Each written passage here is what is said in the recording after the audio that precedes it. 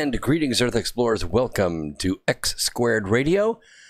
I'm your host, Brooks Agnew, coming to you live from an undisclosed location east of the Appalachian Mountains. We're coming to you live through the America Free Radio studios on the Truth Frequency Radio Network. This is one of the largest free radio networks in the United States today. We're glad to be part of it. We're not afraid to let our Truth Freak flag fly. This is where the Truth Freaks hang out. We explored the mysteries of the universe and of the earth. We might go a little past your imagination, but have no fear. You will be safely traveling with us. Thank you. We are also live on YouTube, so if you want to go to my YouTube channel, Brooks Agnew, YouTube Brooks Agnew, all one word. You can join us live, jump in the chat room with all these other fine people, Johnny and William and Eric and Deedle. Wow, new. I love these new names. I just love this.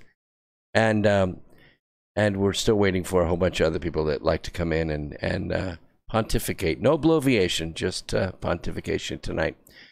We have a ton of news. We're in a period of transition, not here at the studio, but nationwide, and I think you can feel it. You can feel it already, and we're going to cover a lot of those transitions tonight.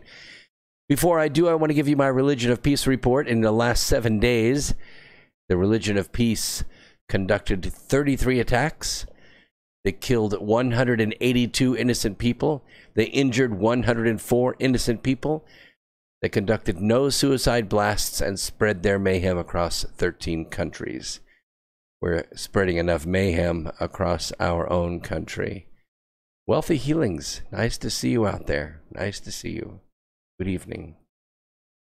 So you could feel the transition. So the first one I want to talk about is the transition that we're making right now as far as the conflict between the Global Syndicate and Americans. So I call this cloudy with a chance of politics. Of course, you know, COVID-19 has proved to be a crisis not only for public health, public safety, public policy. It's been facilitating putting each one of us into solitary confinement, because once you cover the human face, you cover 70% of that human's ability to communicate with another person. As credentialed experts, media commentators, and elected officials have insisted that ordinary men and women heed the science. Science! She blinded me with science. The statistical models, and I always like when they say that because it kind of includes me in the conversation as a statistician. The models cited by scientists to predict the spread of contagion and justify the lockdown of the national economy have all proven to be off base. The only one that's been accurate is this one right here on this station. I don't know what to say. You see, Governor Andrew Cuomo, you just heard him on the news break. He complained this week about the guessing business experts. I resent that. I mean, yes, it is guessing. It is. But it's educated guessing, okay? We're not in the guessing business. We're in the business of guessing and making accurate guesses. There's a big difference. But they had presented to him ideas that were dressed up as scientific fact. Well, in a sense, they were scientific fabrication. It's easy to do, and people do it for money all the time for various reasons and motivations. All the early national experts said, here's my prediction model. My last name is Aristotle. Here's my model. They were all wrong. Every single one of them. He never listened to me. He never called me. I know the Trump administration, they listen. They listen to this program. I know, because when I say things that are a little bit different than the other, fake stream news or the propaganda news media, I'm amazed at the next day, sometimes less than 48 hours. One time it was 36 hours. We were on the program on Sunday night, and by Monday night, they had made a policy change. On another time, I'd made a prediction on Wednesday night, and Thursday night, 36 hours later, they had made policy change based upon almost exactly what I had said on this program. Somebody's out there listening. You see, a computer model produced by statisticians at Imperial College London had an outsized effect on government policy. Duh. Predicting up to 2.2 million American deaths from the new coronavirus and as many as 9.6 million requiring hospitalization. Oh, boy, did they respond. We have to build hospitals and we have to build ventilators right now. Instead, of course, we all noticed, because you all look at the present from the present. Some of us can look at the present from the future. You could learn how to do that, but some of us do that. We saw that emergency rooms and hospital beds in all but a few of the hardest hit areas would remain completely empty. In fact, those hospitals would be shut down from their ordinary profitable business that was already scheduled and ready to go in order to make room for the crowd of coronavirus zombies that were going to come hobbling in the front door, coughing and spitting blood. But they never came. They never came. And so the revenue model for the hospitals died. Yeah. As the staggering social and economic costs of shutdown have become painfully clear, the failure of the models to accurately anticipate what would happen, Dr. Birx, is raising questions about their use to justify life-altering public policies. Well, they should. You should have the right experts. You should have the right experts. You need to get rid of Dr. Falsey and get rid of corporate pharmaceutical Dr. Birx and stop listening to them. Because there are countries and states that didn't shut down at all. They didn't shut down at all. And they had no increase in infection rate at all. If computer models projecting the near-term future of an epidemic were so wrong, what does that mean for the far more complicated computer models predicting the far-off future of the entire planet? Are you getting it? You know, as Texas Senator John Cornyn tweeted, I'm going to quote this: after COVID-19 crisis passes, could we have a good faith discussion about the uses and abuses of modeling to predict the future? Everything from public health to economic to climate predictions. It isn't the scientific method, folks. Well, that's true. That's true. It's very difficult to look at the future from the present because, you know, always in motion the future is, right? Scientific American sought to dismiss such concerns, of course, in an April 15th article headlined, I'm going to quote this, and I have the link in my notes, so if you want to access the notes after the program or a week from now or a year from now, they will be at tfrlive.com, then /X2 Radio, and that will get you to all of my programs. At the bottom of each one is a link that says notes. If you click on that link, you get all the notes from all my programs. Sometimes there are 50 pages of notes. I don't get a chance to go through them all because it's only a 3-hour program. But you can also go to my website at xsquaredradio.com, and there's a button right there on the front that says Program Notes. Easy enough. Click on that, select the year. When you get to that year, there's your calendar. Pick the Sunday, and there you go. This article, Climate Science Deniers. Surely not. By the way, my AccuWindow forecast right now says rain. The window's right here. It's a fact. It's a fact. Climate science deniers turn to attacking coronavirus models. That's the name of the article. Because, you know, if some statistics are bad, then they're all bad, right? If one statistician is in it for the money, then all of them are, right? Well, no, because there are some of us that work in industry and we're paid by the Fortune 500 to analyze their current situation and make reasonable predictions about future conditions. We get really good at it. And then they hire us and bring us in and we fix those problems. We aim the company in the correct direction. Now, while not exactly defending the methodology used in the models, the article said they were wrong because, and I quote, Millions of Americans responded to pleas for social distancing, close quote. Really? It then invoked newer models that would also prove to be wrong. Forecasting only 60,000 U.S. deaths, there are now more than 107,000. And they're not all coronavirus deaths, even though coronavirus is listed as the cause of death. Some of these people were hit by cars. Some of these people, most of these people, died from previous conditions that they had. That when you catch the flu, you can't fight it off. And it ends up taking you over and wearing you out, and you have a lowered immune system, and you die. Coronavirus was listed as the cause of death in about 40% of the cases. So really around 60,000 is where we're truly at with this. And if those people had been treated, and this is the real tragedy, if those people had been treated, they would all be here. That's the sad thing. Politics were played with people's lives. And people paid for those politics with their lives. Health experts say the models worked the way they were supposed to by providing a glimpse into a dire future. What did they say? A grim future. What is it? A grim milestone. That's what it is.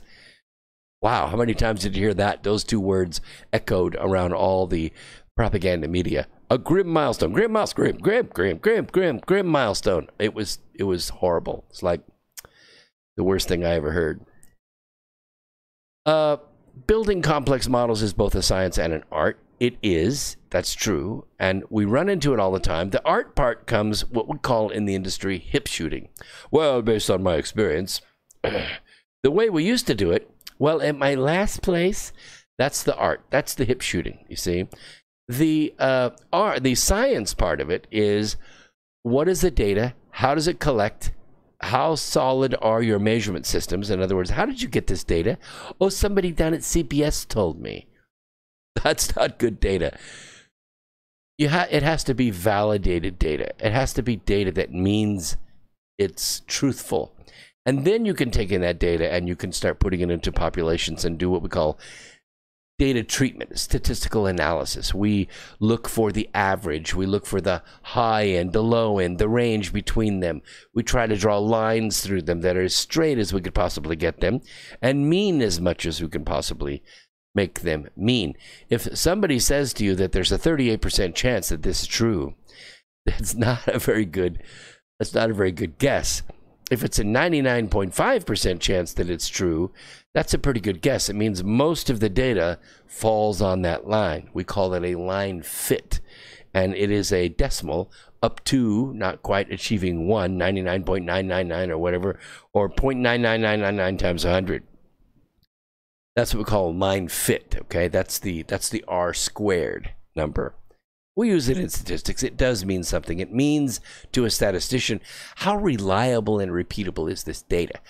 If I were to throw another dart at the dartboard, what are the odds that it's going to land in the bullseye?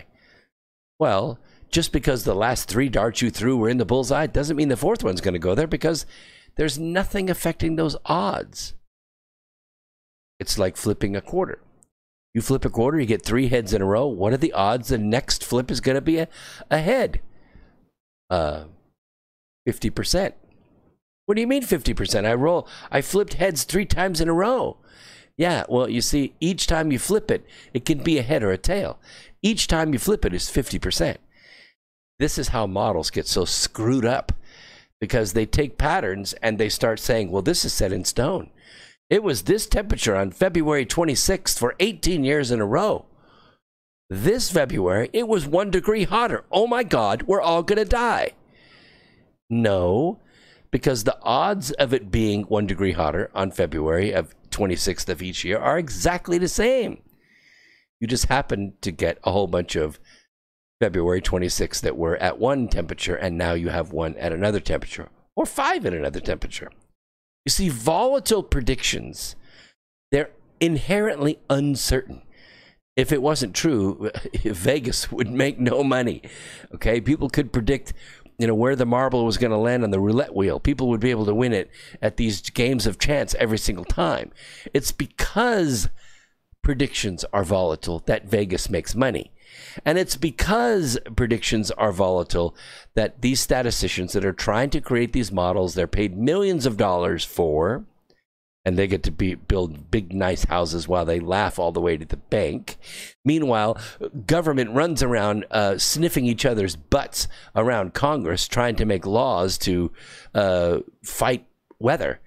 We need to mount the military. We've got to declare war against the sun. Yeah, well, you're not in the committee meetings, and neither am I. But, you know, when it comes to congressional bloviation, this is the kind of thing that you run into. You remember hearing that one time on the news, right? Well, what happens if the population of the Philippines gets all the way over to one side? I mean, don't we risk maybe, you know, like capsizing the island? Dude, it's a mountain. It's not like floating there in the Philippines. It's on the bottom. It's not going to flip over. No, I'm serious. You can go back and I would play it for you if I wouldn't get hit on the copyright violation. Trust me, it's true. On March 27th, the IHME predicted the number of COVID deaths in New York would be very likely to be between 5,167 and 26,444. A rounded number, say, 10,000. Yeah, that would be conveyed the ballpark nature of their guesstimate. Instead, the number the University of Washington group published was the very exact 10,243. But one statistician told Real Clear Investigations the IHME predictions suffer from the fallacy of misplaced concreteness. Yes, these numbers are set in concrete. The Imperial College London model also suffered from uncertainty over what factors caused the disease to spread. As states, counties, cities, and U.S. attempt to reopen gradually, and now you can see that the slingshot, I think officially, like this weekend, the slingshot was let go. It was so funny. You know, Dewey defeats Truman. Well, you probably don't remember that, but there was a newspaper that came out when Dewey was running against Truman right after World War II. Truman, as you know, was Roosevelt's vice president, so he became president when Roosevelt went room temperature in the conservatory. No. It wasn't Professor Plum. It was a heart attack or a stroke. Anyway, Truman became president, finished the war, and then it was time for re-election. So Truman said, well, I've done a pretty good job. We set off a couple of nuclear bombs. I should be good to go. But the Washington Post, they didn't like that very much. So they published, the newspaper published the headline, Dewey defeats Truman. Run the presses. We're so confident of our statistics. But guess what? Truman beat Dewey. Truman won. And Truman was pictured the next day holding up the newspaper. Dewey beats Truman. Not. You see? Well, the Washington Post did the same thing. They published this weekend that we had hit 20% unemployment. Worst unemployment in the history of the world. And it's all Trump's fault. And the article was horrible. It was like, this is the worst president ever. He ruined the country. He lied to us. And now we're at 20% unemployment. Except, oops, the real numbers came out after they had published the newspaper. 13.3 or 13.5% unemployment. Actually, not that bad. It meant that the economy was already recovering. Did you know that when Barack Obama was president, right here in this metro, right here in Charlotte-Mecklenburg, we were at 16.5% unemployment for 8 freaking years. And in my industry where I'm at, in my statistical quality management, we're still at 12%. We never dropped below 12% in this city. You know why? Because all the industry left. All these factories, millions and millions of square feet of factories, all empty. All empty. And they've been empty since 2009. They're not coming back. They're not coming back no matter how you change what you're going to change in statistics. The only way they're going to come back is if startup businesses can get access to capital. That's the only way. And that isn't going to happen. As long as Dodd-Frank is in place and Glass-Steagall remains repealed, it is never going to happen. They just don't have access to capital. Without access to capital, all that factory space is going to stay empty. And all those factories that would work in there, that would need people with my skills, quality engineering, they're not there. And so we have to drive 150 miles every day. That's one way, folks, one way to work. Why? Well, because South Carolina's rocking it, baby. South Carolina's rocking it. The 10.4 million people that live in North Carolina, they're in a different market sector altogether. They're in computers and banking and insurance. Oh, you can find tons of accountants and all that here in the state, but no manufacturing. There's not a single car manufacturing plant in the entire state of North Carolina. Nope. No airplane factories. Nope. No furniture factories. No sewing factories. No factories. Little teeny tiny single location businesses that managed to survive because those people couldn't find a job, so they made a job. And that's why, even though we're the 9th largest metro in the country, we are the number one by far in what's called miscellaneous managed businesses, or businesses that have one location only. So respected scientists are really looking at these computer models. And they're finding that when we listen to guys like Dr. Falsey, who is a political hack who works for the Global Syndicate and always has, he's best friends with HRC and all the other people that have been trying to control the world and control all the money in the world. Dr. Falsey is the one that may have been involved in actually moving the coronavirus weaponized system to China in the first place and setting up that lab. We don't know if he was involved in releasing it, but he was definitely involved in building it. How do we know this? Because his expertise was in what's called upgraded capability. Upgraded capability is when you take a virus that, let's say, it only affects bats. Yep, believe it or not, bats get sick too. They get viruses, and even though we drink blood and eat bananas, we get sick too. He was an expert at taking viruses that only affect bats, and he modified it so it would infect humans. And once it was proven to infect a human, it didn't take long. They just dumped it into the public, let the public get infected, and then shipped those people all over the world. Oh, we're seeing it now. We're seeing it now. But Dr. Falsey was right there in the middle of it. So why do we do this? Why do we use these models? Why are we fooled every single time? Because we are impressed with the models, in part because of their intellectual, providence. We do these great PowerPoint presentations, and we got like curves and lines, and we have like shaded areas under the curves, and differential equations. And no one in the audience knows how to do a differential equation. They're baffled when you even say the word differential equation. But diff EQs are a way of life in this business, because we're dealing with formulas that have multiple exponents, right? We have multiple exponents, and in order to do that, you have to differentiate those equations to solve them. It's a beautiful thing. Trust me, you should learn how to do it.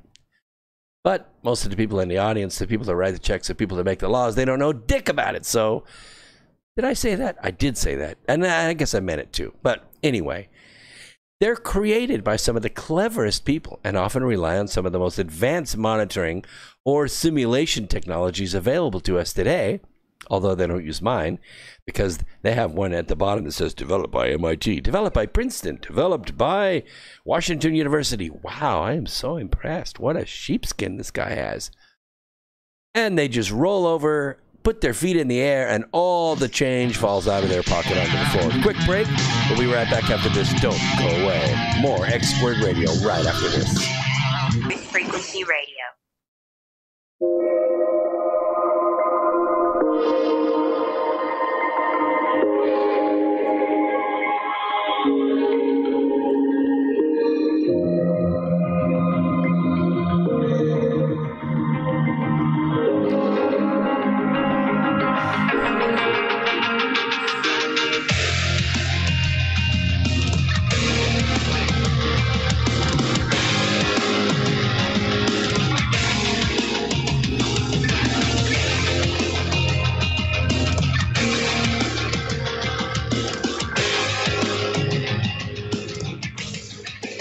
right, all right. Thank you, Moverling5, for that great donation. Good to have you here.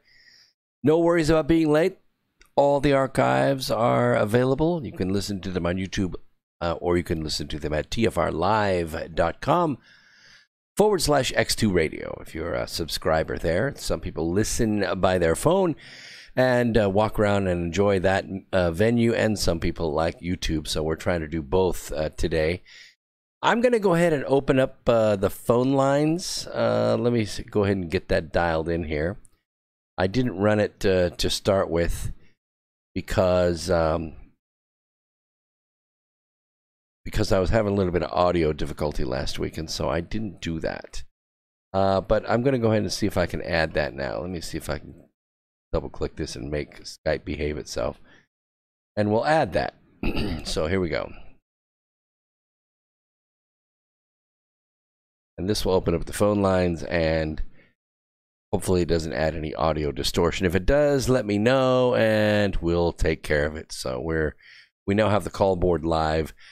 I'll post the numbers up there in just a second, but I want to make an announcement about my book, Asteroid Mining, The Future of Energy.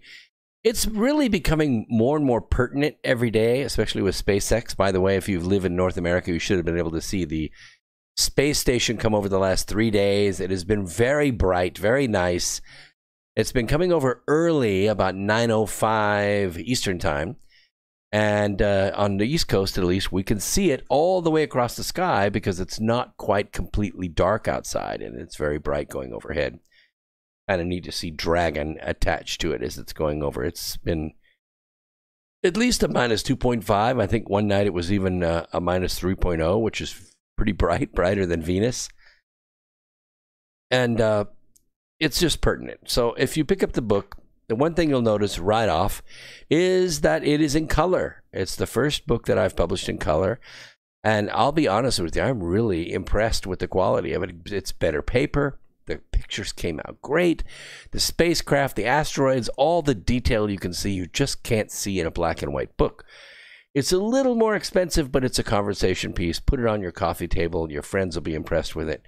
It's a good book. It is nonfiction, so it is, in some cases, a little bit dry, but the technology is all current, or it is being built right now in some shop somewhere in this country, and it's not launched into space yet. But it's interesting because you need to know what the possibilities are. There are going to be millions of jobs created in this industry in the next decade. And if you're have a kid, or you are a kid, or you're looking for a career change or something that will really give your life great purpose, you could get involved in this space industry. And I am currently putting the book into audio, so have patience. I will get the book into audio, and then I will give you the audio book for free if you buy the paperback or the Kindle version from Amazon. So I think you'll enjoy that. All right, enough shameless profit taking. There's the phone number. It's 213-233-3998. It's posted on YouTube Live. We have the caller board up now if you want to come in. Also, I wanted to give a huge thank you out there for Reiner Bastian. He says, "Thank you, Brooks, for all you do for us. I hope to shake your hand someday." You know, I can almost guarantee that. As soon as the world opens back up again from the Global Syndicate's economic shutdown of 187 countries, I'm still impressed by that amount of power. We will resume our speaking tour, and we'll try to get out there and shake more hands. It isn't profitable to do, but, you know, life is more than just profits. We go out and we sell a few books, and we make a few presentations, and we touch lives, and I'm fulfilled by doing it. It is expensive marketing for a book to do a tour like that, but it's worth it. It's worth it. Over time, it creates a presence, a resonance. If you just sit at home and write books and don't go out and shake people's hands, look in people's eyes, hear their voices, then you don't fulfill your life. You don't fulfill their life. And I think it's a little like playing the concerts. You know, you think musicians make money? Ask Mona. You don't make money playing the concerts. You go out there and you ride a bus for 8 hours and 10 hours, 2 states, 3 states, 60, 70 cities a year, and you play the concerts. But you know where you make your money? In selling the songs. That's where you make your money. So anyway, we will resume this once the global shutdown ends. And you can look me up, Rainer. I'll be out there, I promise. Thank you so much. $50 donation in the top chat. That should inspire everybody. All the money that comes in there goes into the account that supports the North Pole Inner Earth Expedition, which we're shooting for 2022. So thanks so much. Really, it humbles me to the dust to get donations like this during a live broadcast. So I appreciate it very much. I'll try to keep checking the call board. I'll leave the number up there on the screen. So the reason I'm bringing this up about computer models, and I want to finish this hour, is because we're beginning to transition. We transitioned from Russia to the economic crash. And in doing that, we also kind of went through the impeachment show, seasons 2, 3, 4, and season 5, and the finale was a big letdown. It happened right as we were transitioning into the virus show, which is really just another season of the impeachment show, season 7 maybe. It didn't work. The economy was strong before the virus was released to the world. And all those people, I'd say most of those people, had the wherewithal to continue. Now, some of them do not. There's a couple categories. I'm going to cover them right now because they're important and they're forgotten people. The first category, the people that just got started and they borrowed the money against their house and then they were closed. And they couldn't open the doors because they faced heavy fines or jail time. You've already seen that with barbers and restaurants and bars and take away their licenses and all that. We've already seen that. They go to war with the state and the state wins. So these people are going to be out of business permanently. And we cover our hearts and we mourn the loss of these entrepreneurs. The second category we have been seeing all over the news for the past 4 or 5 days.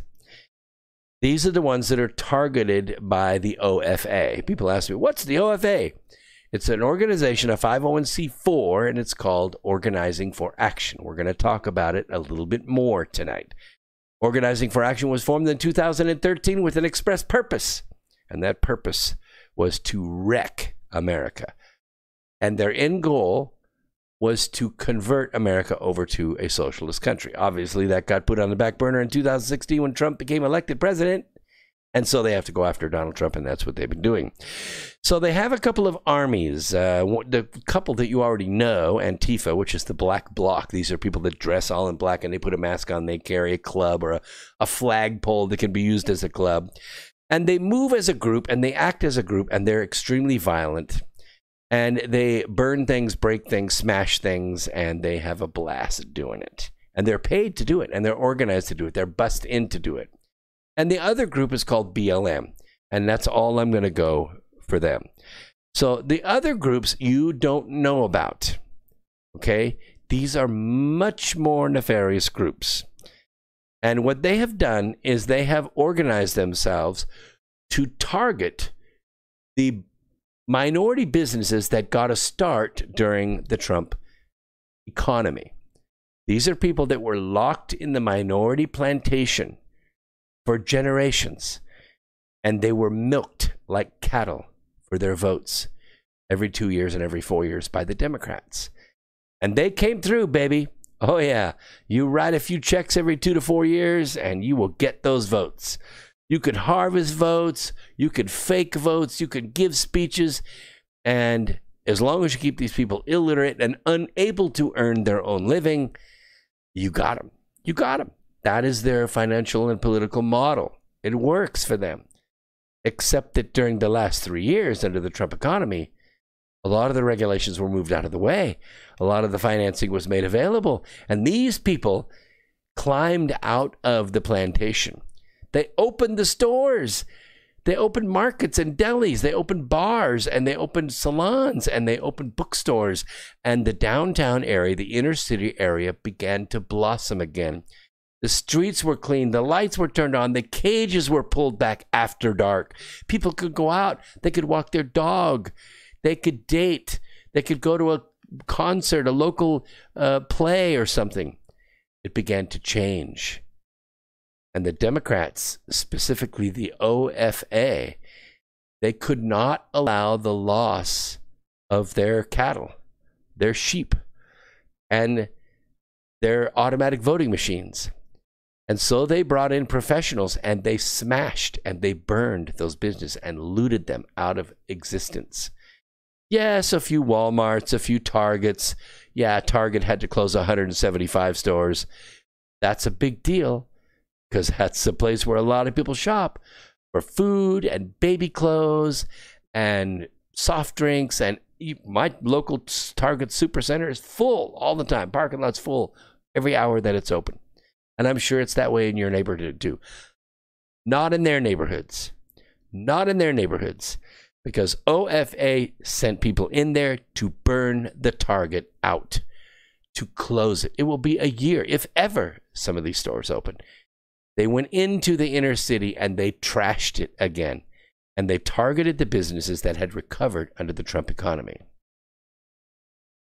So, as this happens, you have to make a transition, because you can't keep up that warfare forever. Eventually, the FBI is going to catch you. Eventually, they're going to get enough DNA evidence and you're going to start getting arrested. And that's exactly what's been happening. The National Guard went into D.C. They didn't go in there to deliver pizza. They went in there to take care of business, and they did. Not very many miles from me, about 43 miles from me, is a place called Newton, North Carolina, like Fig Newton. And in this particular small town, there are a lot of Civil War statues, generals and politicians and statesmen, because North Carolina was a very important state during that war. And a couple of busloads of Antifa showed up 2 days ago. Yep, the buses arrived. Antifa got off. They started to suit up. They started to mill around and get themselves all hyped up, snort coke or whatever it is they do in the parking lot to get ready. And they were going to head out and start tearing down Civil War statues. They were going to start defacing things. Little old Newton, what are you going to do when 100 Antifa show up? Well, one of my close friends rides for a club. They got the news. So they locked, they loaded, and they went down to the park, one of the parks. And when they got there, they were a little bit late. It was just a little bit after dark. They parked their bikes along the curb and they walked over to the park, except that all the park benches were occupied. Yep. 2 guys, locals, sitting on each park bench, shotguns, AR-15s, 9mm. And they said, hey guys, what's up? They said, oh, we're just out enjoying the weather, enjoying the park, just sitting here, enjoying the Civil War monuments, all in good shape and unmolested. How are you doing? Oh, they were doing fine too. Well, there were 4 cop cars there parked around the park, and no cops, just the cars were there. And guess what Antifa did? Nothing. Nothing. Because the defense was already in place. Antifa's made of cowards. And they take advantage of unarmed people and unguarded situations. They're cowards. They can only fight in groups, but they can't fight a 9mm. They can't fight a shotgun. They can't fight an AR-15. All this was sitting there and ready. And that's why the National Guard went into Washington, D.C. Now, Saturday morning, I did an emergency broadcast. Some of you watched it, some of you didn't. And I think it went out. It semi kind of went viral. Maybe close to 1,000 people saw it, but it got shared a lot. And I think what happened is they realized, we better just have one big block party up here and just have some fun and play some music and dance a little bit. And then I think we're going home. And you know what? So did the National Guard. But they didn't go home empty-handed. They didn't go home empty-handed. So now we're making a transition. Maybe we're not going to have any more riots tomorrow night. Maybe we won't have any riots Tuesday night. Maybe OFA's got to limp off and lick their wounds or save up some more money, or maybe the people that are putting up the money to buy the buses and rent everything and get them in place and get those great T-shirts that, say something like, I can't breathe. Maybe they ran out of money and now they have to restock. So they're not going to let up the pressure because the Global Syndicate doesn't like losing. So they're going to make a transition. And the transition is going to be toward climate change. Yep. It is hard to model a single phenomenon. It is exponentially more difficult when given a model that contains submodels, each of which has its own uncertainties. And each time you add a new submodel, you're adding new degrees of freedom to the system with new feedbacks. We call these permutations, and they're like a factorial. 1 times 2 times 3 times 4 times 5. That's called a factorial. It does not take long before you end up with some very big numbers of possibilities. And then what you try to do is pare down those possibilities using politics and socioeconomics and all this stuff. And then when you couple the new submodel to the larger model, you add another degree of freedom to each variable, and that new submodel connects with other things, and it becomes hugely complex, and that's how you get the big money. And that's what's happening in the global climate models. The accuracy of climate model predictions also depends on assumptions made about future human behavior. And if a model is alarming, as we're checking whether it is built in an unlikely event or not, like a volcano or a solar flare or something like that. If this happens, it's going to be terrible. But predictions of human behavior are inherently uncertain, and the idea that human behavior has any effect on the climate at all is still a very strong assumption, especially among conservatives. And if you don't think that the world was rebelling against this before, go back. Let's just go back in the Wayback Machine, because you remember the Yellow Vest riots. You remember those in France when all the people with the yellow vests under the seats of their car, they got out, they put it on, they became uniformed, and they went out and they rioted. And they said police out, and they were gassing them and beating them and shooting them, and still they came. What were they protesting? You know what they were protesting? It was globalism.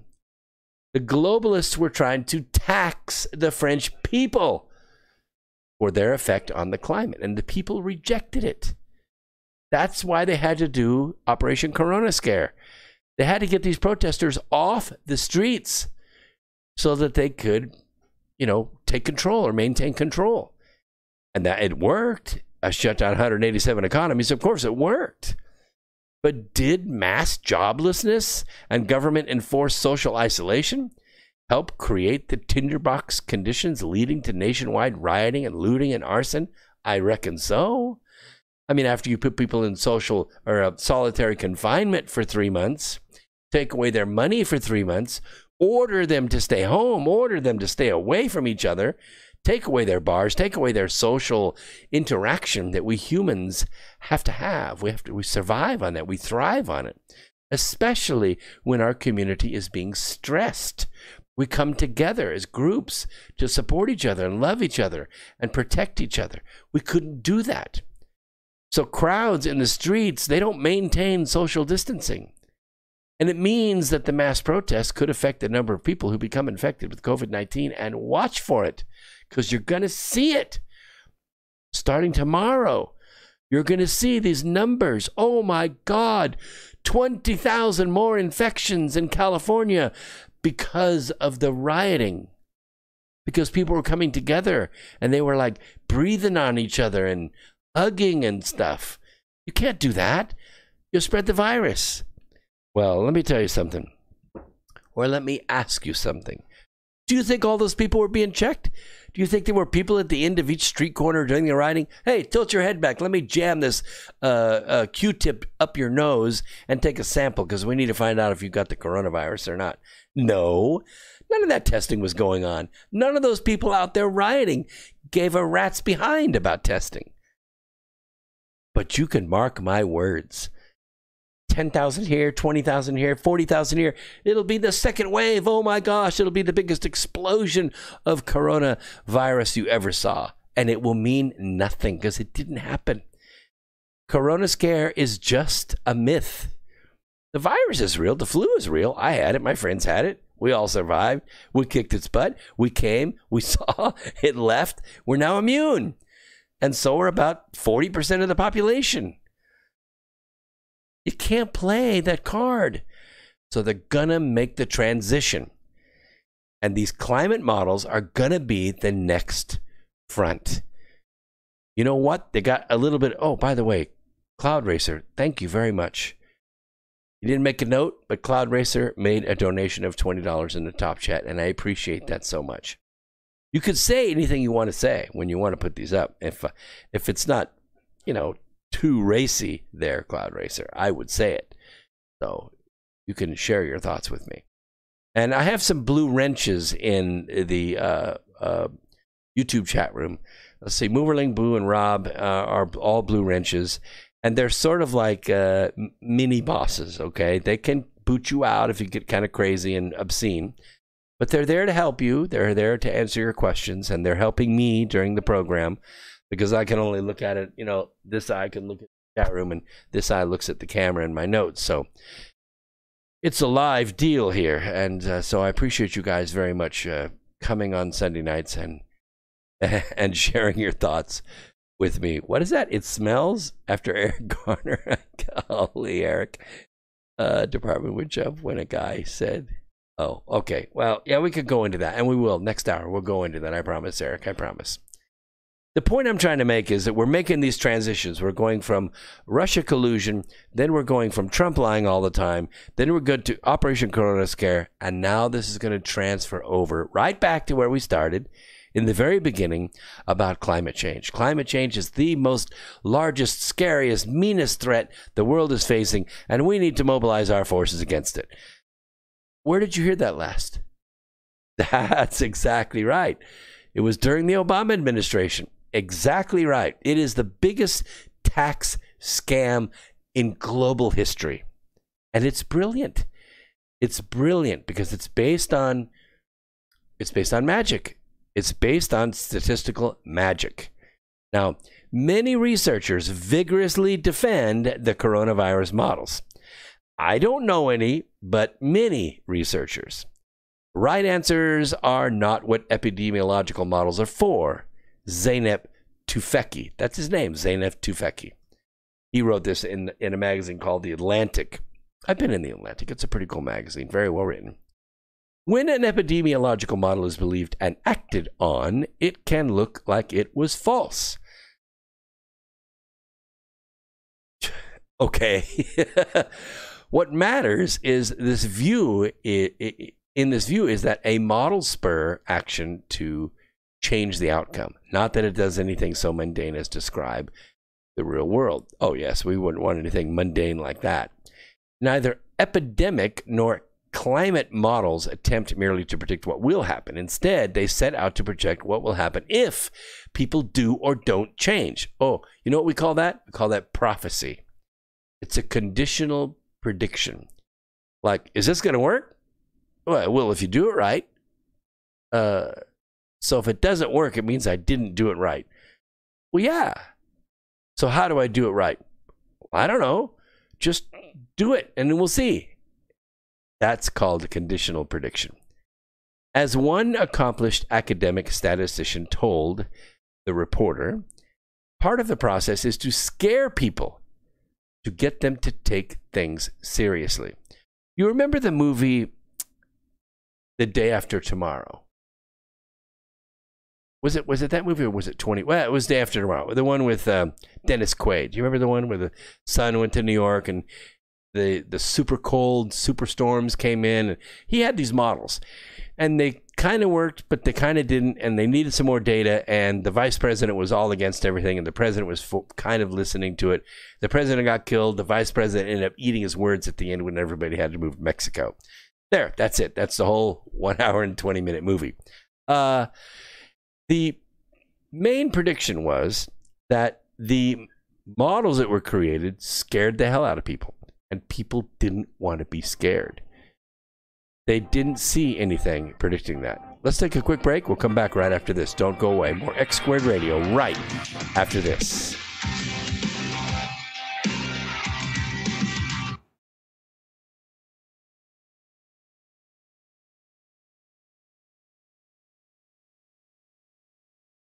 Truth is your number one source for news and information without the hate, hype, and fear. We're proud to feature cutting-edge programs like The Christopher Everard Show, The Covert Report with Susan Lindauer, Enemy Within Radio with Tom Barnes, Freaky Friday with The Woo Crew, The Gematria Effect with Zachary Hubbard, America's Evil Genius with Travis Cook, Phoenix Rising Radio with Phoenix, Quantum Connections with Lucky, and dozens more. Did you know you can listen from any telephone by dialing 641-793-7117 or call into your favorite show toll free at 833-TFR-LIVE. Uncensored talk and news you won't hear in the mainstream media. Truth Frequency Radio, your protection from deception. Laid to rest. Fox News, I'm Mary Corsetti. Houston's police chief says the body of George Floyd has arrived in Texas for a final memorial service and funeral. A 6-hour viewing for Floyd is planned for Monday in Houston, followed by funeral services and a burial Tuesday. And as protests continued this week across the U.S., the president spoke to the nation's governors about wanting active duty troops on the ground to stop any violence. But not everyone agrees with that approach. We have a military to fight our enemies, not our own people. And our military should never be called to fight our own people as enemies of the state. Retired U.S. Navy Admiral and former chairman of the Joint Chiefs of Staff, Michael Mullen. And after days of riots and protests in New York City, New York Mayor Bill de Blasio making an announcement today following last night's peaceful demonstrations. Because we got each day more and more peaceful protesters coming out, better situation overall, each day, fewer and fewer arrests, I made the decision to end the curfew. And honestly, I hope it's the last time we will ever need a curfew in New York City. Also new today, a former member of the U.S. Naval Academy Alumni Trustees is apologizing for racially insensitive comments made on social media. Retired Captain Scott Bethman was asked to resign as a trustee after a live conversation with his wife that was posted on Facebook disparaged admission by the Academy of African Americans, Asian Americans, and women. The comments were made by Bethman and his wife Nancy while they were watching TV news and discussing the Black Lives Matter movement. The Florida Times-Union reports they were overheard using a slur for African Americans and making other racial comments on the Facebook Live feed. America is listening to Fox News.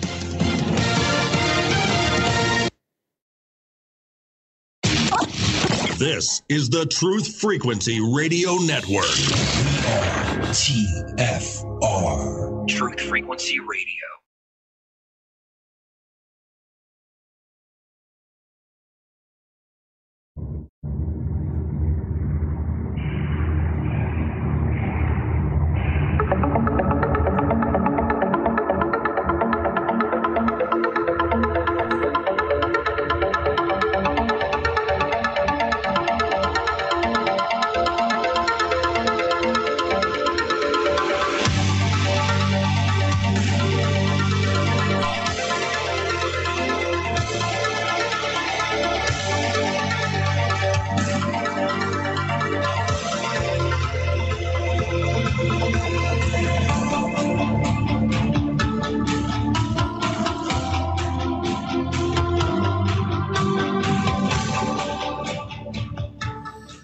All right, welcome back. Second hour, X Squared Radio. We're still live in an undisclosed location east of the Appalachian Mountains. The call board is open.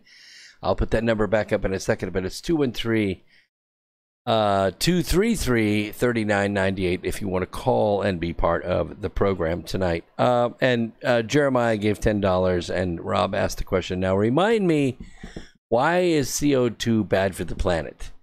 Yeah, you know, I live in the South. Well, sort of the South. North Carolina is kind of like right on the borderline of Atlantic, coast and South. And, the way nature is here, you have to beat it into submission with a weed eater. Because plants love CO2. They just do. The Amazon forest, they love it. The algae in the ocean, they love it. And they convert CO2 into oxygen, and in the process, they generate sugar and cellulose. And trees love it.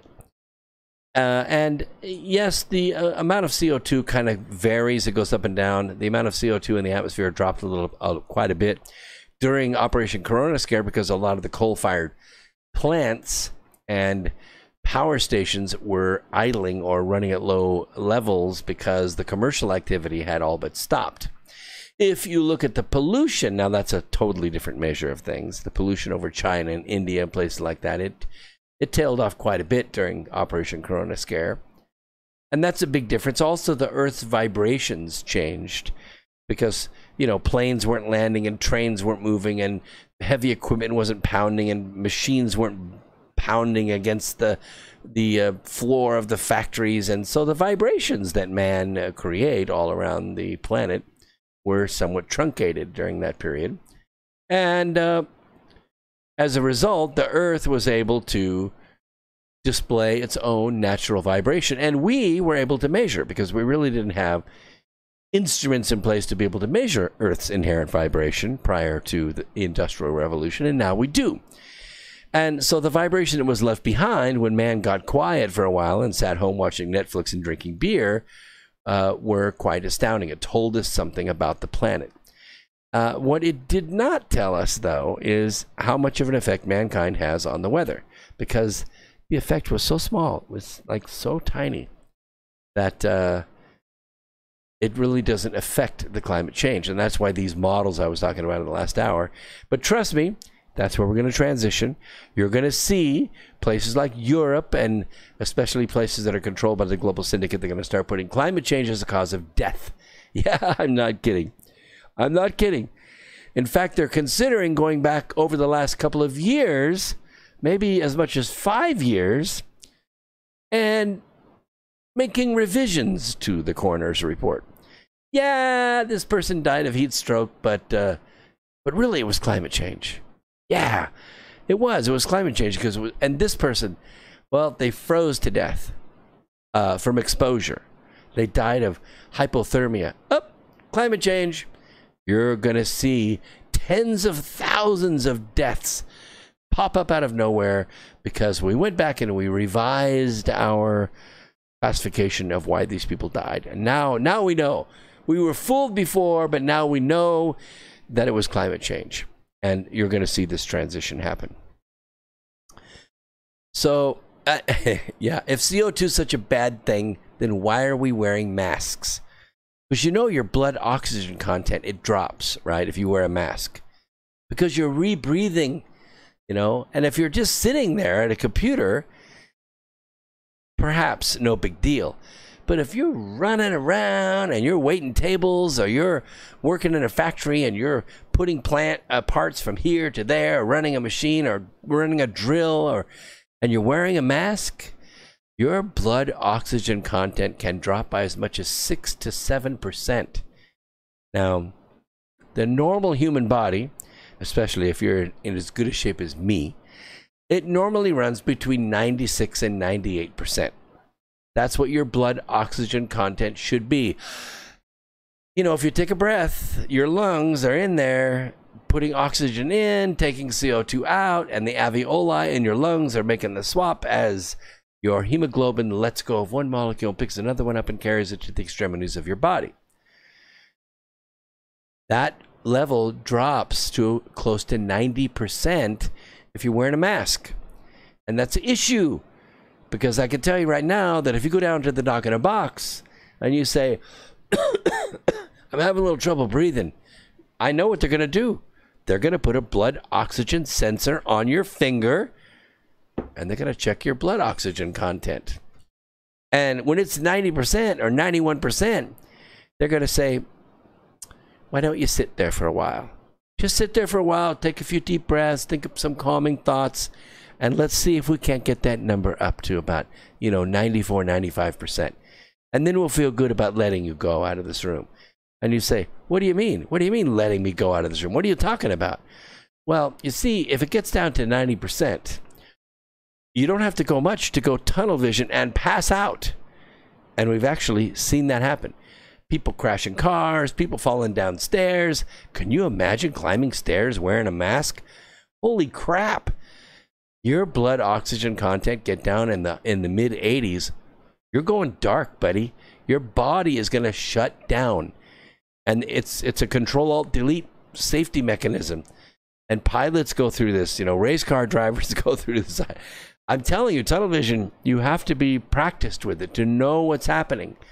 Once it goes cloudy on the sides and it starts coming down to the middle, you need to know what's going on so you can do mind over matter and concentrate on what you're doing, because when your oxygen content gets low, you go into a stupor of thought. You make silly decisions, dumb, stupid things you wouldn't normally do. So the mask is a bad thing. And besides that, it's putting you in solitary confinement because #my face is my speech. So here's what may not recover. And I'm a little heartbroken about this. AMC theaters. I like to go to the movies. I like the movies. I like the art. I like getting my popcorn and my water or my Sprite or whatever and sit there, get all settled down, get the chair reclined, and listen to the movies and watch the movies. Yeah, I have a good TV and I got headphones and all that crap at home, but it's not the same. It's not the same because the deal is that they won't make movies if we don't go watch movies. Okay? And AMC theaters may go dark because of Operation Corona Scare. Now, it doesn't include the months of April, May, and now June, in which AMC locations have collected nothing but dust. AMC stated in its filing that its first quarter revenue of $941 million had fallen 22% from last year, when the company generated $1.2 billion in the first quarter. We are generating effectively zero revenue. That's what the company said in the filing. AMC further warned that even if lockdown restrictions are lifted, that means every seat counts. Huh? Yeah, we'll open a theater, but only 50% of the people can sit in here. Seats 1, 3, 5, 7, you can sit down. The seats in between, we're going to have a toilet seat installed, and you will not be able to sit there. Theaters can't make money at 50% full because only 50% of the people are buying popcorn, and that's where they make their money. The company cited the effects of lockdowns on the broader motion picture industry when explaining its dire financial situation. We know it. We know it. We see out of work actors on YouTube all the time without their makeup on, looking horrible and saying stupid stuff, like not even scripted stuff, really dumbass stuff, because actors are dumbasses, really. I mean, you're going to go pretend to be a doctor, a pilot, a policeman, a spy. You're going to go pretend to be a teacher or a wife or a motorcycle rider. And then you're going to have to convince people on the screen that you are, that, and you're going to read these words and do it. That's pretty dumb, don't you think? But it's still, it's so inspirational. So many things that we have changed socially because of movies, Billy Jack, and other movies like that. AMC announced its first quarter revenue was generated from 996 locations, 10,973 screens in 15 countries. And this includes 630 locations in the U.S., 366 locations in Europe and Saudi Arabia. AMC will officially release its first quarter earnings on Tuesday of this week, according to a news release to its investors. The news of AMC's potential coming troubles comes as the film industry has essentially paused production on projects amid shutdowns. I know this because we're trying to make Birth into a series, and we can't get anybody interested in doing anything because everything's locked down. Everybody's scared. Everybody's wearing masks. Everybody's scared. USA Today, which is probably not even good to be a fish wrapper in the United States, reported that filmmakers have submitted a plan to lawmakers in California, New York, and other locations to begin work on projects, as the broader entertainment industry has also been closed since mid-March. I'm sure the folks down at Mockingbird would be willing to hire you. They're always looking for people to carry their propaganda press to the people in an impressive way. And we see the news actors every single day, don't we? Those people that can go for minutes and minutes and minutes without blinking, looking at the screen, making sure their eyes are... I can't even do it. I can't even do it. They must squirt some kind of Vaseline on their eyeballs or something so they can do this. Somebody asked me today, what do you think of Chris Wallace? And I don't think anything about Chris Wallace.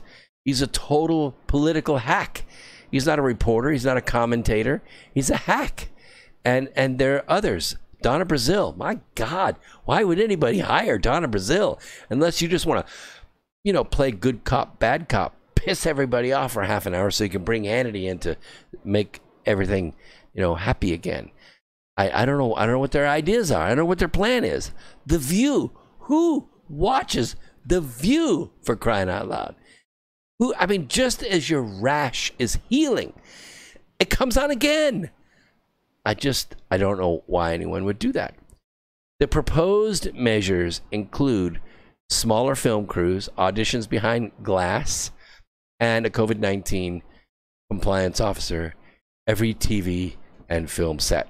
Yep. No. Oh, you could not touch her that way. You have to put your mask on. It's a green mask. We'll green screen it out. Okay? All that. Ridiculous. Absolutely ridiculous. It's like a sexually transmitted disease, this virus. Just catch it and get cured. Okay? Join the herd. Still, traditional movie chains seeking to stay afloat can probably count out any assistance from Hollywood's major filmmakers. Oh, you know why that is, don't you? Because they're Chinese.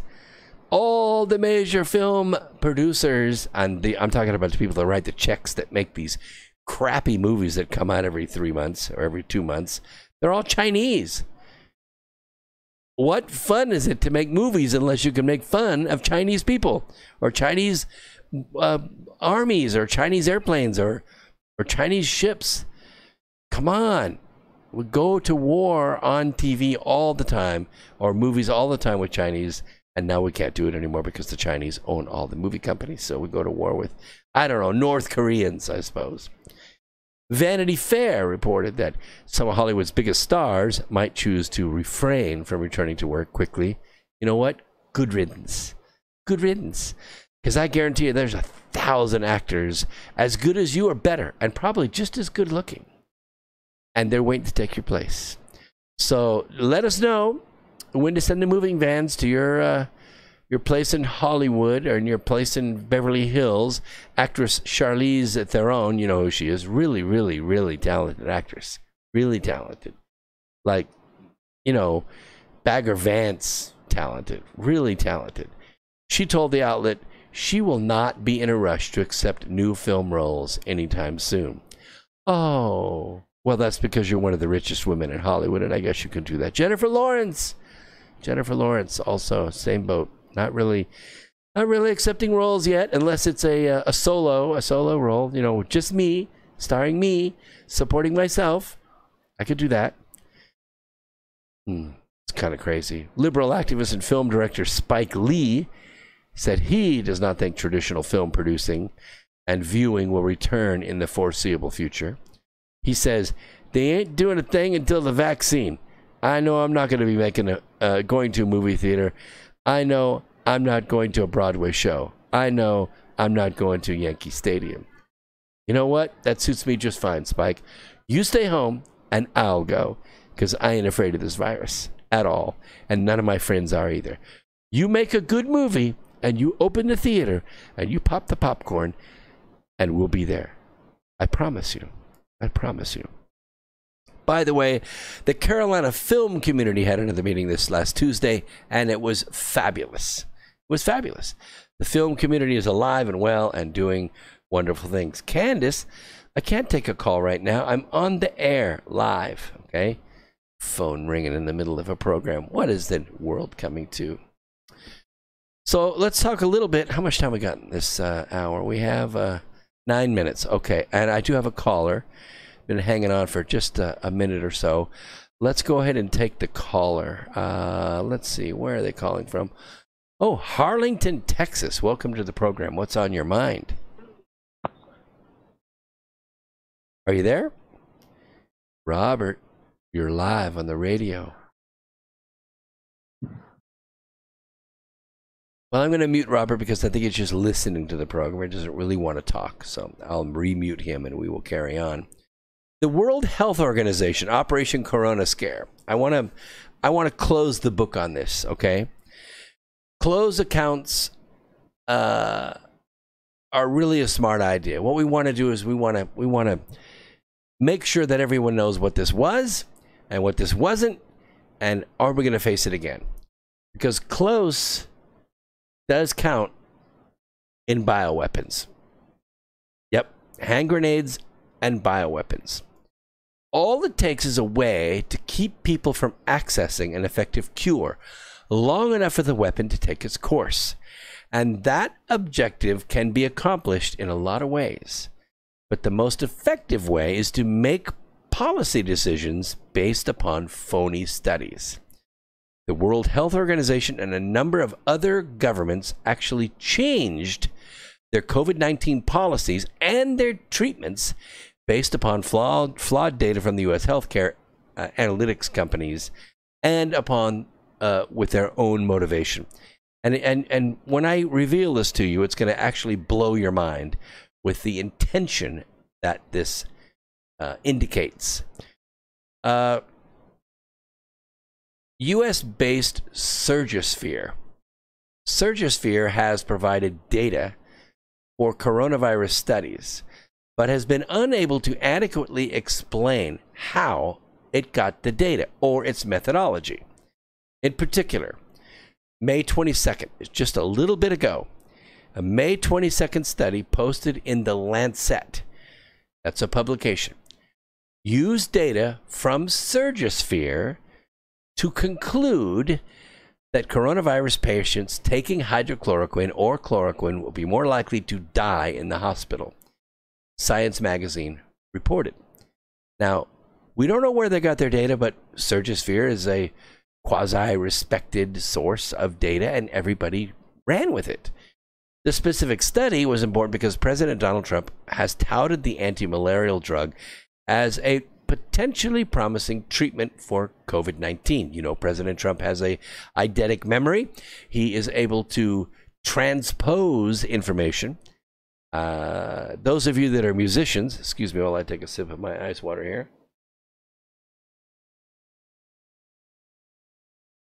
If you have a piece of sheet music to a song and the pianist sits down to play the music and the singer begins to sing and the singer goes, you know, that's just a little too high. Can you drop that down a key?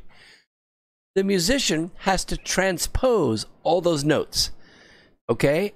They have to transpose all those notes, which means that the white keys and the black keys on the piano, they all change.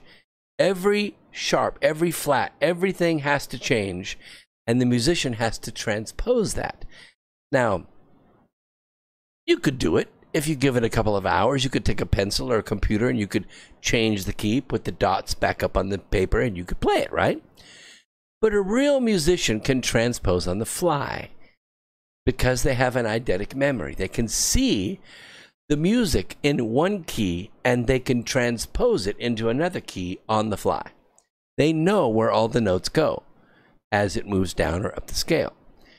An eidetic memory is a person that isn't like an ordinary person who goes to class, learns the lesson that the teacher's giving or the instructor's giving, reads the stuff in the book, memorizes it, and then when the test comes, bleh, they put it out on the test and they pass. That's an ordinary memory.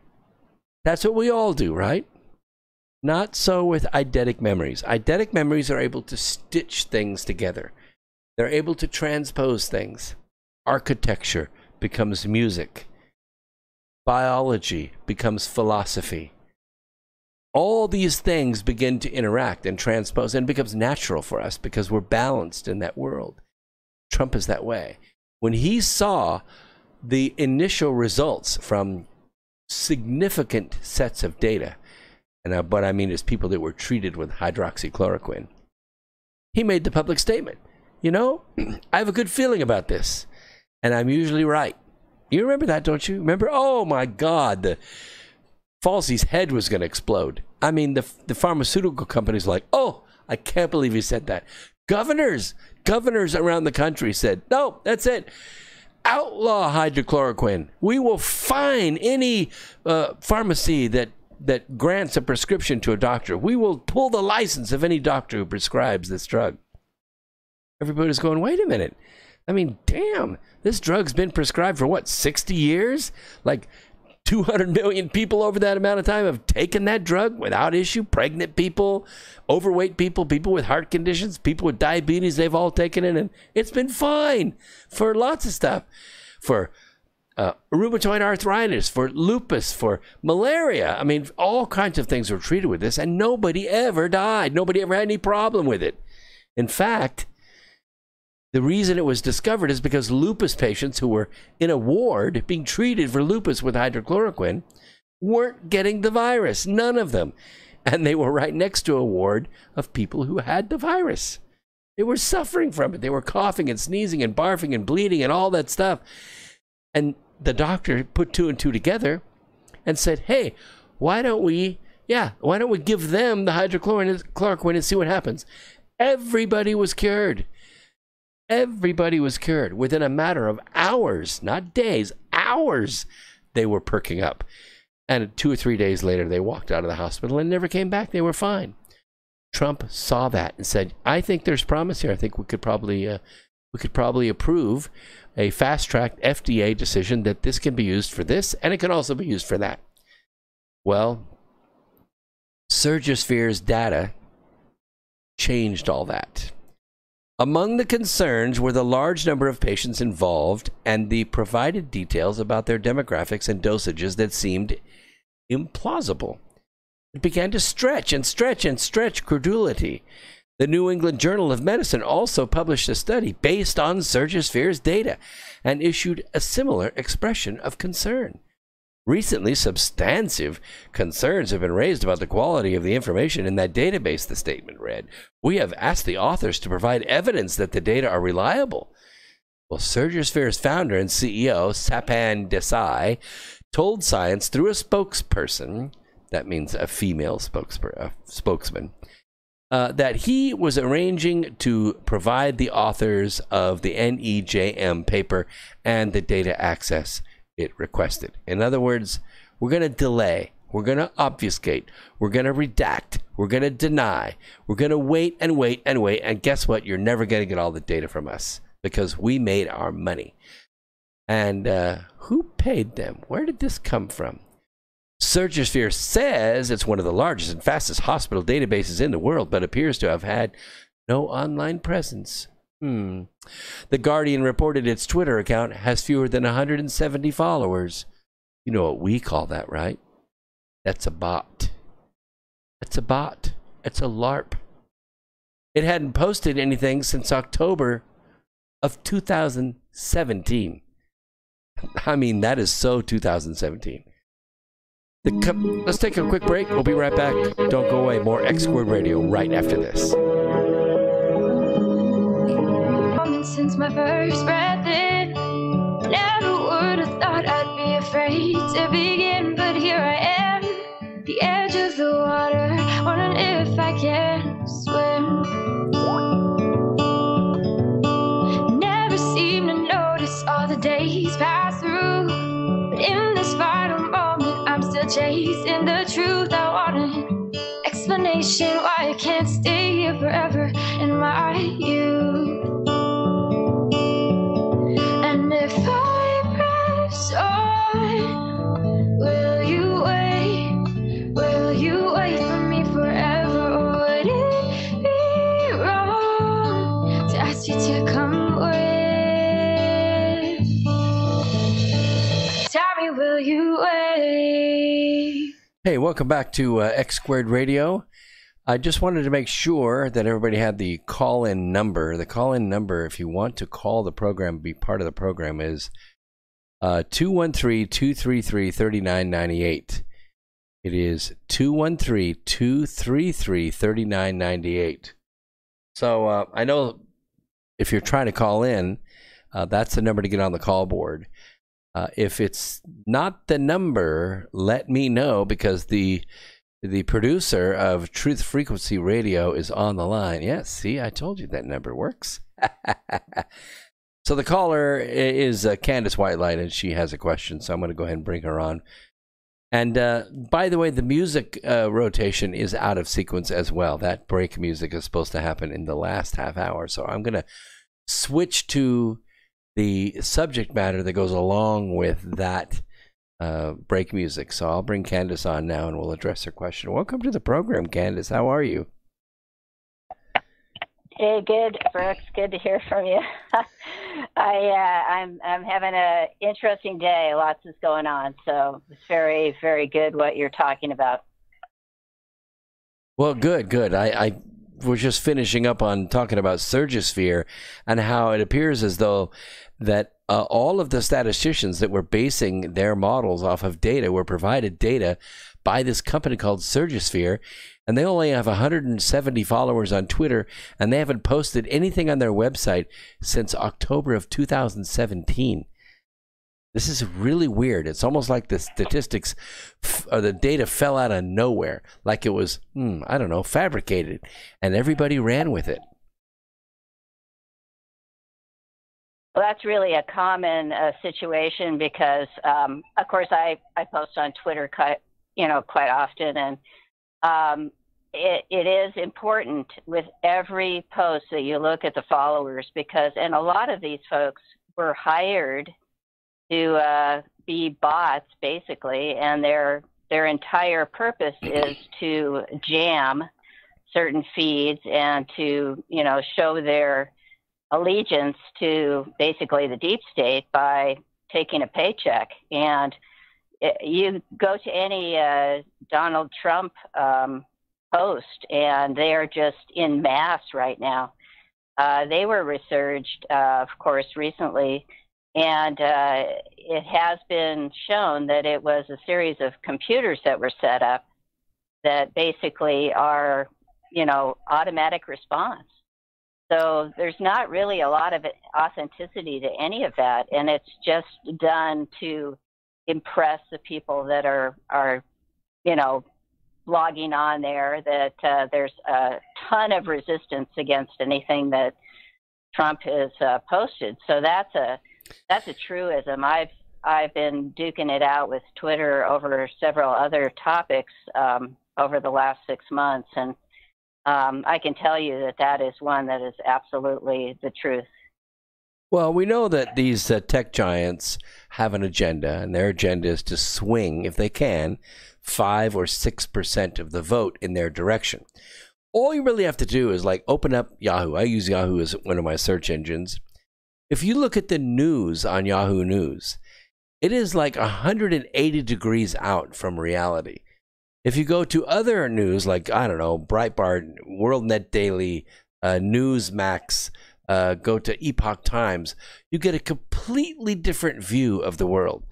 For instance, as I mentioned earlier tonight, the Washington Post published an article just a couple of days ago that said we're at 20% unemployment. It is a grim milestone for the democracy, that Donald Trump has crashed our economy, and it is the worse than it's been since the Depression, and it's horrible, and the world will never recover. And then the real unemployment numbers came out this weekend, and they're only 13.3 or 13.5%. The economy's already started recovering. 2.5 million people have already gone back to work. That is the highest go back to work employment number in U.S. history. And they ain't seen nothing yet. Wait till June. 5 million people are going back to work. Unbelievable, the recovery that's going to happen. But will you read about it on Yahoo? Will you see it on Twitter? No. In fact, I watch sometimes when President Trump tweets. He tweets a 6:30, 6:35 in the morning. His first tweet comes out. By the time that tweet pops up, and I have an alert that tells me when he tweets, it already has 4,700 replies. And they're all negative. All come from these computers. This is just amazing. Yeah, all negative. Yep, all absolutely generated. And this is our great war with the tech giants. And, I can kind of give you an update on that because I do Google, and I've done Google Analytics. And basically, you can go in and you can actually find out the truth of stuff as to where it's coming from, how many auto-generated replies there are out of so many that are genuine replies. It is absolutely stunning, because what is being revealed is that with Bill Gates coming forward, which he did during the COVID, and has been involved in this scam, this plandemic, we're actually got the backside of Microsoft now. And this is the work of the white hats that have been, all over this for 3 years, basically. And what we are doing with Google is in association with Veritas, because Veritas uncovered their process. And you can notice now by going to Google that you can actually get correct search results. I know. Now, this only happened, yeah. So this is a big update, but we still are in that position where there is not a complete ownership of many of these platforms, because it is really tough to get in to what you would consider the deepest part of their back end as far as how they've actually been programmed. And you understand that, and I'm sure a lot of your listeners do, that this is something that is much more complicated than I think even we understood as our tech, specific individuals, the autists that are part of the Coup, It is complicated enough if we just left it to random forces. If it was just left to random forces with, socioeconomic or psychological contagion and how people respond to events that happen globally or even locally. But when you add to that mix people that have an intention to keep it stirred in a certain direction, to keep people separated, to keep people fighting one another, to label people, to attack people, then you begin to change the formula and you change the outcome. And that's what we're seeing. And I have friends who are intelligent people, lawyers and people that are intelligent people. And yet they will come to me and make an argument that, things like Trump is an idiot, Trump is a liar, Trump is a deep stater. And I'm going, you're an intelligent person. I respect your work, but you don't know what you're talking about. And I try to bring them along, but sometimes I can't, because I want to keep the friendship, or I want to keep working with this person. So I have to stop. I just have to leave them in their psychosis. And that's a really amazing point to bring up right now, because this is one of my main focuses, is that how are we going to change hearts and minds? Because this is what they've gone after for a long period of time. This is a part of the Rules for Radicals that was written in the 60s, and that they are following to a T. It's not like there's anything new under the sun here, Brooks. We're into the template, as I call it, for many actions that they've done in the past. And this one in particular is egregious, because what they're doing is they're cutting you off before you can even make an argument. Because, of course, they have the mainstream media mouthpiece that has been on their ear for how many years now. They have the television that has come in with these frequency waves that have basically made them into just repeating phrases. And if you say something the same time, same thing over and over again, it embeds itself in your brainwave state. Well, it does. So it's a process. Yeah. It creates a resonance, and that's the process they understand. They know that if they can keep going at you, they can keep pounding their narrative at you over and over and over again, that eventually they're going to wear you down, or they're going to convince enough of your friends to resonate with it, and it'll come at you from another angle. Now, what we do, because we know the truth, is we either attack, which we don't really like doing. I mean, nobody likes arguing. It's just not part of human nature to argue all the time. We just don't like doing it. Or we can withdraw, we can retreat. And I think, by and large, that's what everyone has been doing. They've been retreating because they don't want to make the enemies.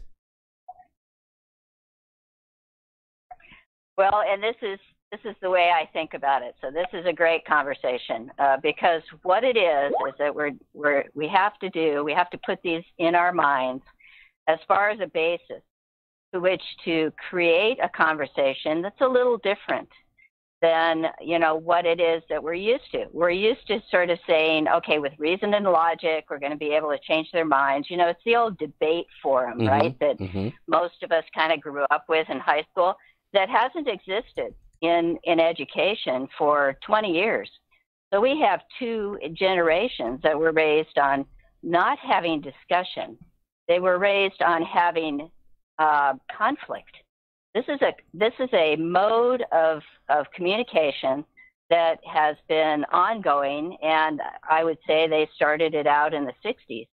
But in those days, people weren't willing to burn down buildings and break glass and stuff like that. That's kind of a new sort of formula they've interjected. But there still is a hope. And this is what I want to interject because from my research, which I'm involved with the Schumann resonance, and I've done a lot of topical subjects on frequency of the Earth that have to do with this very subject.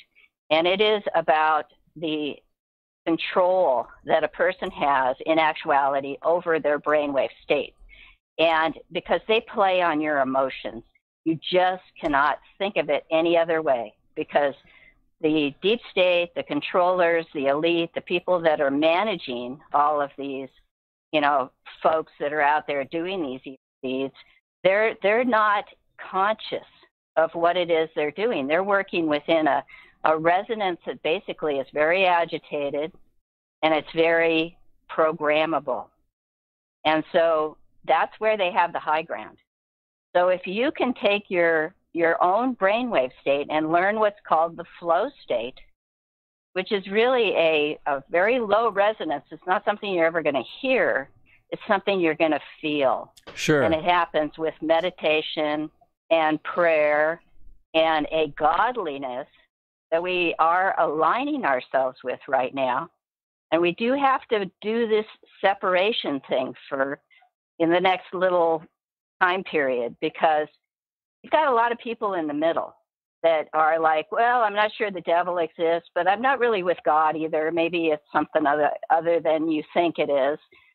And I don't like to read the Bible. Those folks are going to pass off on that.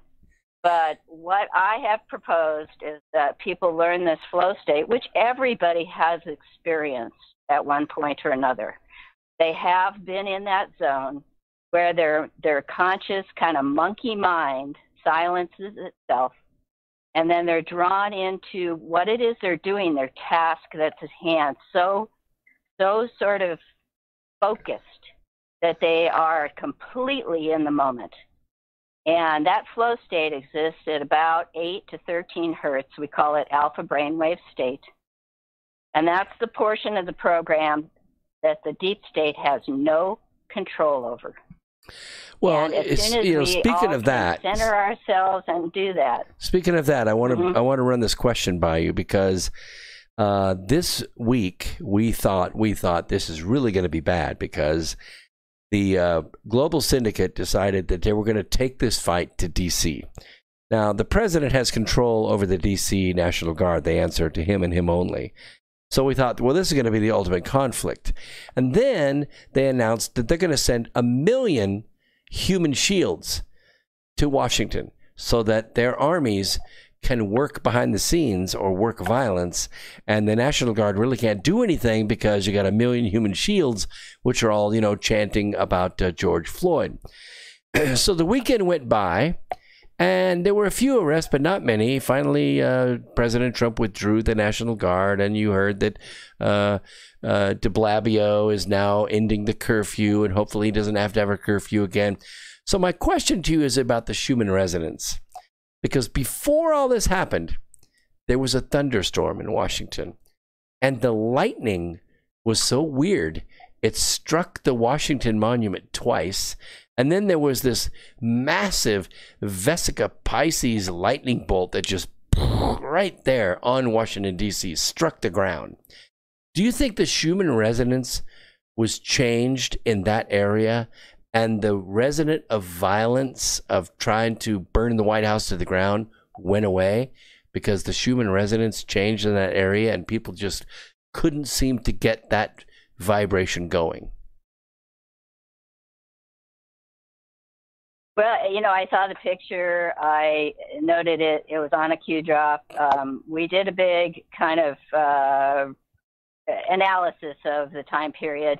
And I'll tell you what it really stems to. And I have made association with it with the Schumann, because as soon as we can take away the agitation, which seems like an odd thing, but the Schumann for a long time was stated that it was about these lightning, storms that were occurring in the ionosphere. But it has really changed since then, and it is much more of a statement about the global circuit, which has to do not only with the ionosphere, but it has to do with us who are on the surface of the Earth, and then also with underground stuff. And this goes down to the iron core. See, we're a part of this circuit that is based on the electromagnetics. Electro being brainwave state, electricity, and then, of course, magnetics is all about the heart and the iron in the body. And they have been trying to dink with us for a long time about this. So when you send down lightning bolts, it's a part of the global electrical circuit. Exactly. And, it's great because, So, that's what I'm kind of thinking, that maybe there was supernatural intervention, and it charged up that area of the Earth with these powerful lightning bolts right there at the mall. I mean, the Washington Monument struck twice in like 5 seconds, charged up that area so that this kind of violent resonance can't take place. It was an amazing effect, because the things I saw afterwards is that they were more peaceful, that they weren't able to start crashing things. And so that was like a picture of okay, so now they've established that they don't have to destroy everything in order to make their point. And so maybe they are being massaged, into that space. Well, see, you kind of are parroting something that I have already tried to take apart here, that they were trying to make a point. Yes, the protesters may have been trying to make a point. I mean, because of the 400 people a month that are killed by cops, one happened to fit the narrative. So yeah, maybe they were making a point about police brutality. But that wasn't the purpose of the events. The purpose of the events was to do two things. First, it was to destroy the minority businesses that had prospered under the Trump economy, when they needed to be burned out, shut down, looted, so they couldn't come back before the election. The second thing was to try to drive the Trump administration into hiding and to force what's called proxy voting. They wanted to make it, obviously the virus wasn't dangerous enough, but they had to make it dangerous enough in Washington so that Congress would say, we don't want to go there. It's too dangerous. We are going to give Nancy Pelosi our proxy vote. We trust her. She can vote our vote. Well, it's not exactly unconstitutional. It's never been done before. And of course, the Republicans are suing, but there's really no legal ground to stand on, because the DNC is a private organization and they can divide up their votes any way they want. They could, all the Democrats that want to vote, they could just give Nancy Pelosi their proxy vote, and she could sit at home eating her designer ice cream and pass laws all by herself. No debates, no statements at all on the House floor, because nobody's there. And the Republicans would be powerless. There wouldn't be anything they could do, because they can't even speak to Nancy. She's at home. So that's their purpose. Their purpose was to overthrow the government, not to make a statement about the lifetime serial criminal George Floyd. Oh, I agree completely. I don't see it at all as having any other purpose but as an insurgency. This is something that's gone on since before Donald Trump was elected, and it gets down to General Flynn. I think that story is really so vital right now in terms of following through what they have done to him to silence him. So, you know, this is another game that they're playing. They're games players. They think that if they throw something out like, oh, we're going to defraud the vote, that we're all going to get scared and we're going to, you know, sit at home and not vote, or that, you know, the mail-in ballots are going to be, you know, spewed out all over the place. And it's all fear tactics. None of it is even remotely true as to, number one, what they can do, number two, what they have the capacity to even think through.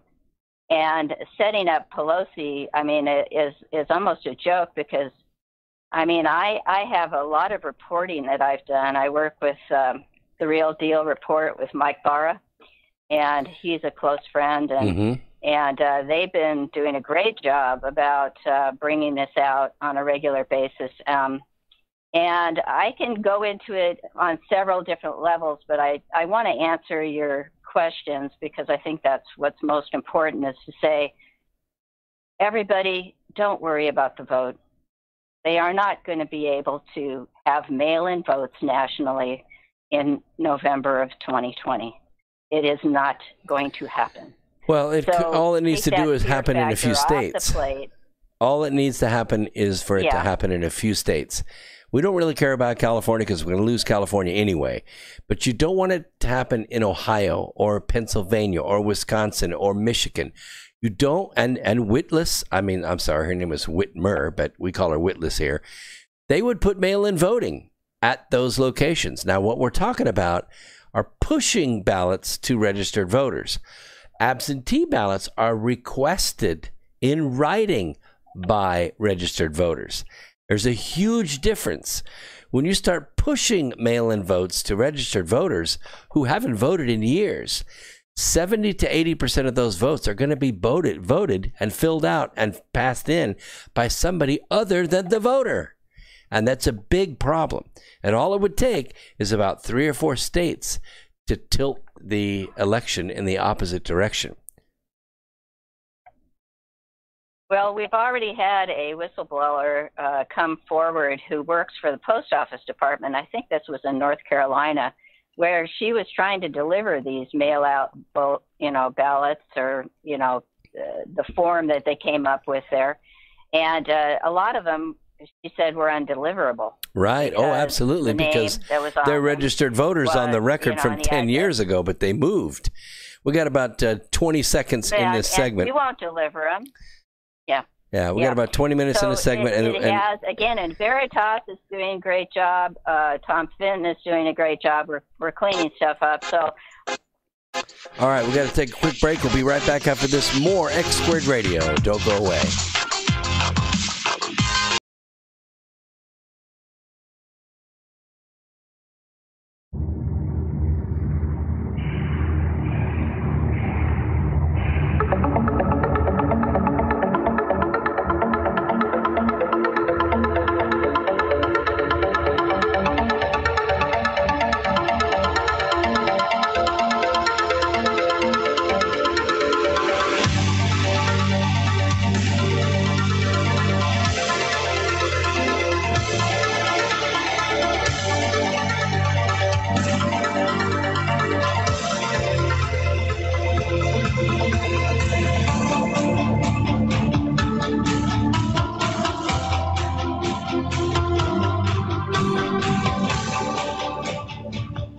Welcome back to X Squared Radio, final hour, and so glad that you could be with us here tonight. I am just overwhelmed. We just passed the 6,000 subscriber point on YouTube. Thank you so much for clicking that subscribe, and don't forget to turn your notifications on because there's a lot happening, and I may come on during the week and just pop something out. It may not be Wednesday or Sunday, and you want to be aware when that stuff happens. So be sure to click your notifications. Candace Whitelight is on hold. I have another caller holding. I just want to bring this up about the global media empire because we're talking about that this hour. One of the largest and most powerful members of the Global Syndicate is the global media empire. Now, if you don't know these terms, you need to get my book, Charm of Favor, and it'll bring you all up to date on this. The DNC, the Democratic National Committee, is a branch of the global media empire, not the other way around. You think that the DNC controls the press. They don't. It's important you understand the hierarchy. They fabricated the entire Trump-Russia collusion claim in 2016. They lied about the Mueller probe and Brett Kavanaugh and former National Security Advisor Mike Flynn. They lied about Trump's phone call with the Ukrainian president and the impeachment farce that ensued, all 4 seasons of it. They lied about the coronavirus and the lockdowns and the White House response, and now they are lying to you about the riots. In recent days, we've heard a steady drumbeat of lies, distortions, disingenuousness from the mainstream media, I call them the fake stream media, about almost every single aspect of the unrest now gripping American cities. And the deceit is almost too pervasive and amorphous to describe, but I'm going to try anyway. You know, it was said in the scriptures that in the last days, if the end did not come soon enough, the very elect, if it were possible, would be deceived. This is how it's done. This is how it's done. You are the very elect. And we're trying our hardest, all of us. Candace, myself, Mike, all of us. We're trying to keep you from being deceived. Over the weekend, we were told, for example, that the looting and the violence was being instigated not by left-wing anarchists and Antifa groups and Black Lives Matter, but by the media's favorite villains, white supremacists. It's all about race. It's all about a white cop killing a black unarmed man in handcuffs. That's the narrative. CNN, whose Atlanta offices, by the way, were vandalized Friday, went on and on about, without anything, no shred of evidence to back it up, about how white supremacists might be infiltrating the protests and stirring up trouble. The New York Times, in a report that even quoted a senior police official in New York City saying outside anarchist groups were coordinating mayhem before the protest began. Nevertheless, they veered into a long aside about how far-right accelerationists were hoping the unrest would bring about a long-sought second civil war. And by Monday, nobody's going to be talking about the white supremacist agitators anymore. The media has moved on to better, more plausible lies, because every great lie has to have a little truth in it, or you're not going to swallow it. So Matthew Legesius of Vox disingenuously compared the rioters and looters to pro-democracy protesters in Hong Kong. They're not even close to being the same. But his snarky tweet is meant to suggest Arkansas Senator Tom Cotton is a hypocrite for supporting the Hong Kong protesters, but calling for the restoration of order at home. No, he's not. No one should have to point out to Iglesias or anyone else with a large media platform that the looters of Minnesota and New York and LA and the rioters in Philadelphia have nothing in common with the people fighting against an actual communist dictatorship in Hong Kong. And yet, here we are. This kind of disconnect, what can only be described at best as a willful misunderstanding of reality, I call it an outright bald-faced lie, has been disturbingly commonplace among media pundits and reporters since this all began. And the DNC, they have no choice but to fall in line. AOC tweets out, make sure to cover up those tattoos and make sure to wear fireproof gloves. Just some advice. Bye now. Alexandria Ocasio-Cortez, Rashida Tlaib, Omar's daughter, tweeting out, send more supplies. And by the way, this will break window better than anything. Here's NBC News is, Carl Quintanilla doing the same thing, comparing Trump's positive comments about the peaceful protest of draconian coronavirus lockdown orders in Michigan on May 1st to his comments on Monday to state governors that need to make arrests and restore order. Two completely different things. Two completely different things. One is a protest to reopen their stores. Take the masks off. Look, we'll be safe. We don't care if we get sick. Let's just reopen the economy. It's not as bad as anyone thought. That protest is not the protest that's burning stuff down. Again, it should go without saying that the Michigan protest last month went off without any looting, no rioting. There were no fights. No one was arrested because no one broke the law. There's no valid comparison between those Michigan protests and the mass riots over the weekend. Surely Quintanilla knows this, which makes his commentary not just stupid, but dishonest. He doesn't care about accuracy and genuine insight. He only cares about the plaudits from woke Twitter, and he got them. At every turn, we see different iterations of the media dishonesty. PBS, let's see. These people are anarchists, President Trump says, without providing any evidence. That's their quote. Wait a minute. They are anarchists. They're breaking things, burning cars, turning things over, looting everything in sight, beating people up that have a Trump t-shirt on or look white or don't have the right look on their face, or they look vulnerable, they're old, they're weak, they're in a wheelchair. They just beat the hell out of them for no reason. These people are anarchists. Had she opened her eyes, Yamiche Alcindor on Sunday, she might have seen the same evidence Trump and everyone else saw. The news footage and cell phone videos circulating on social media of black-clad rioters. These are soldiers in uniform, burning and looting shops, attacking shop owners and motorists, and in some cases spray painting actual anarchist symbols on public property. Of course, Alcindor knows full well what the president meant by calling the rioters anarchists.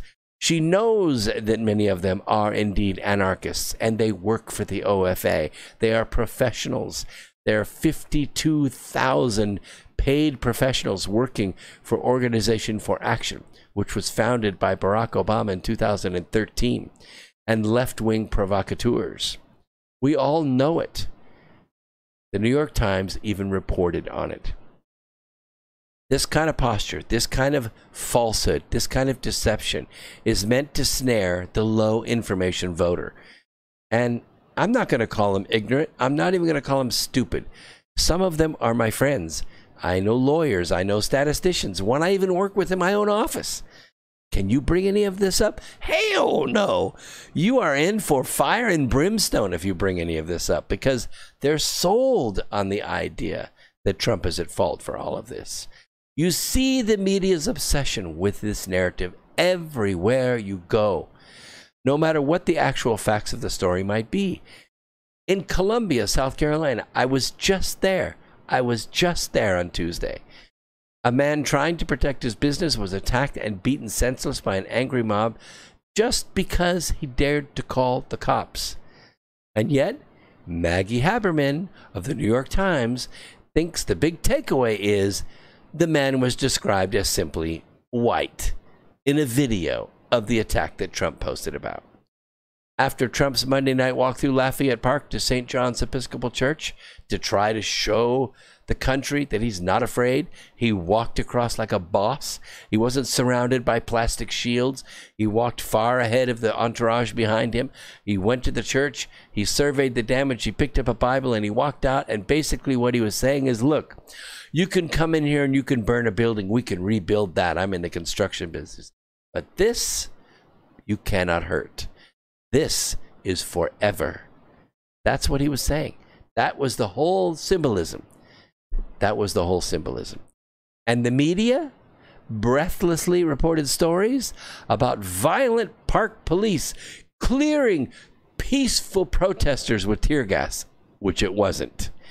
And after nearly 24 hours of endless tweets and articles and cable news stories about claiming protesters were brutally tear gassed for Trump's photo op, the park police information officer disproved all prior reports, confirming, and I quote, no tear gas was used by the U.S. Park Police officers or others assisting law enforcement partners. The global media empire lied again. So let me take the last caller first, and then we will go back to Candace just to try to clear that. So let's see. Tennessee, you are on the phone. What is on your mind?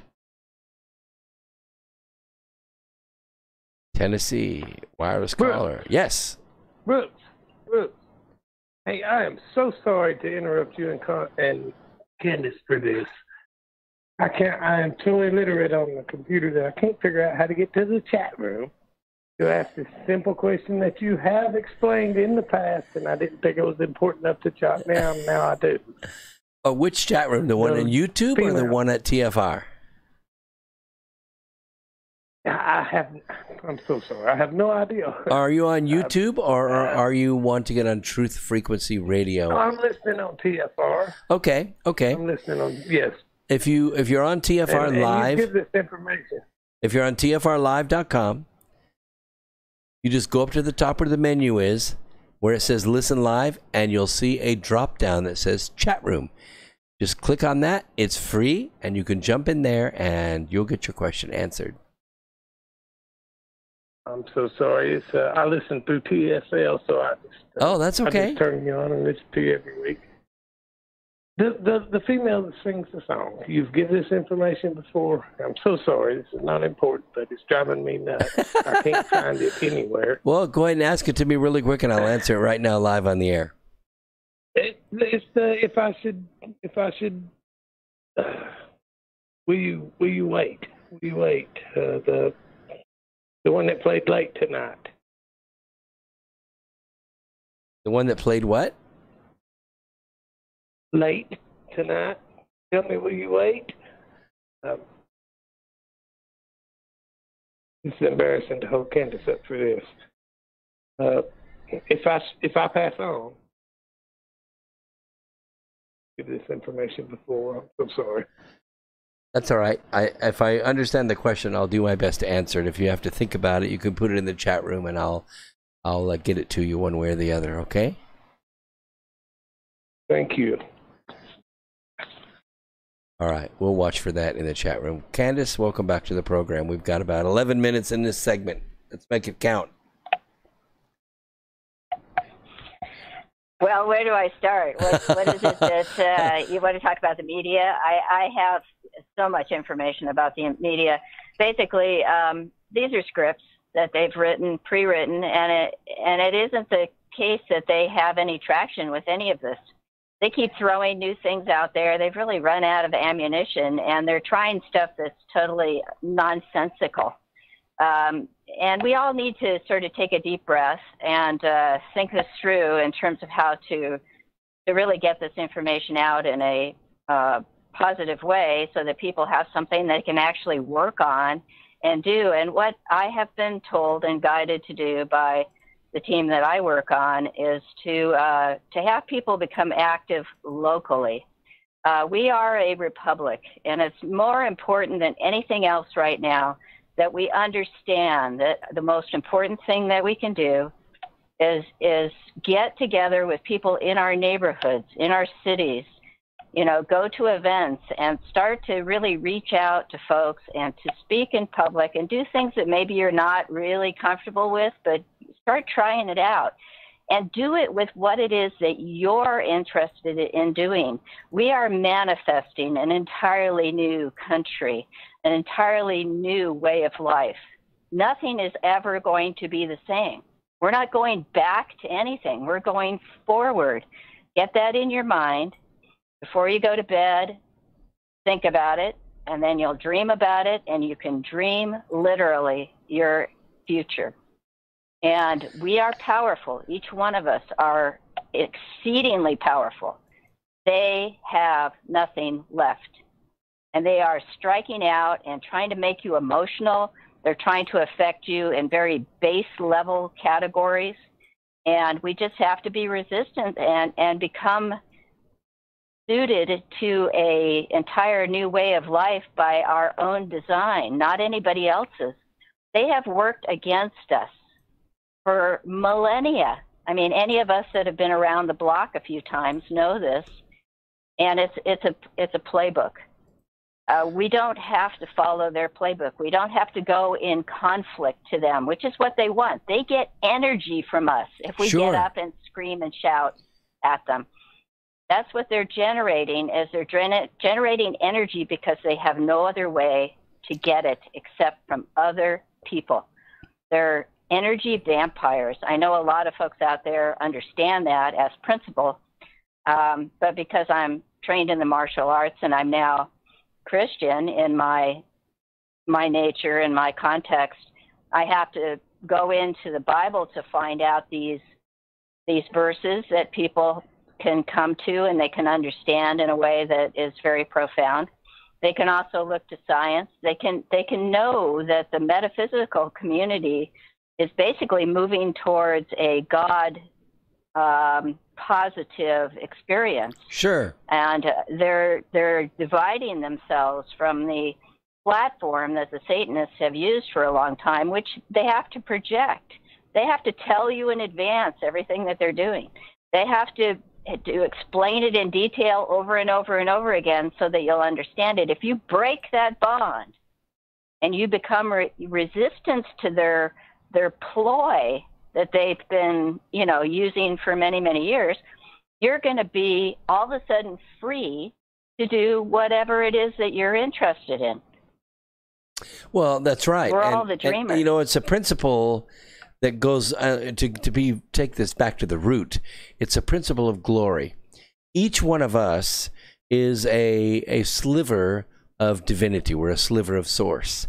And we have in our own selves, our own intelligence address, we have glory. God commands us to glorify him, not because he's vain, not because, he wants us all, to think he's all that. I'm using simple terms here. He needs the glory to be returned to him voluntarily so he can do great things with it. Now, he's great in and of himself, but when we glorify him, we empower him. And likewise, Lucifer competes for that glory, and he wants us to glorify him. Why? Because when we glorify him, we transfer energy, our divine energy, from us to him, and then he can do great supernatural things. That's why these anarchists have a quasi-movement, because the media points so many millions of people and their glory toward these kids dressed in black that are smashing these minority businesses to the ground and burning police precincts and beating people up. They're being glorified for doing it. And the news actors and the out-of-work actors and some crazy screaming people that are all over YouTube, they got like way more hits than I could ever dream of having. They just scream on YouTube with such anger and such horrible hatred. And it's so easy to make people hate. They draw that glory to them. And you look and see this one particular woman, I don't know what her name is. She had something like 2 million views in 3 hours. It was unbelievable. And she was so hateful. And she was so angry. And her words were just dark and black and mean and hateful, and yet she drew glory to her, and she became very powerful. I imagine, they're probably going to have her on CNN before too long. You become a YouTube star, you're going to go places, and that's what you see. Yeah. So this is a principle of glory and resonation. By the way, what is your website, really quick, so I can put it up? I have a group. and it's on Facebook. Oh, that's it's right. called Frequency of the Earth. That's right. And it is a Facebook group. I haven't really done a website yet. I'm planning to, but it just, I've got so many things going on right now. I wanted to just say a Bible verse that I think is very pertinent here, because we have to understand it's Ephesians 6:12. It's for our struggles not against flesh and blood, but against the rulers, against the authorities, against the powers of this dark world, and against the spiritual forces of evil in the heavenly realms. And Exactly. if we could all take that to heart.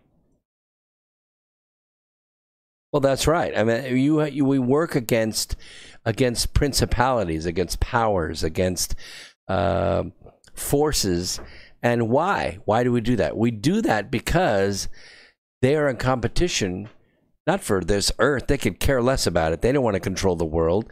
What they want is you. They want your soul. They need your soul energy. And when you pledge it to them, it makes them wealthy. But one of the other things it does, it takes away from God. God already lost a third of the host of heaven before this world was built. And he's losing more every single day because they're winning. Lucifer rules this world, and he has immense power in this world. Look at the global media empire. They work directly for Lucifer.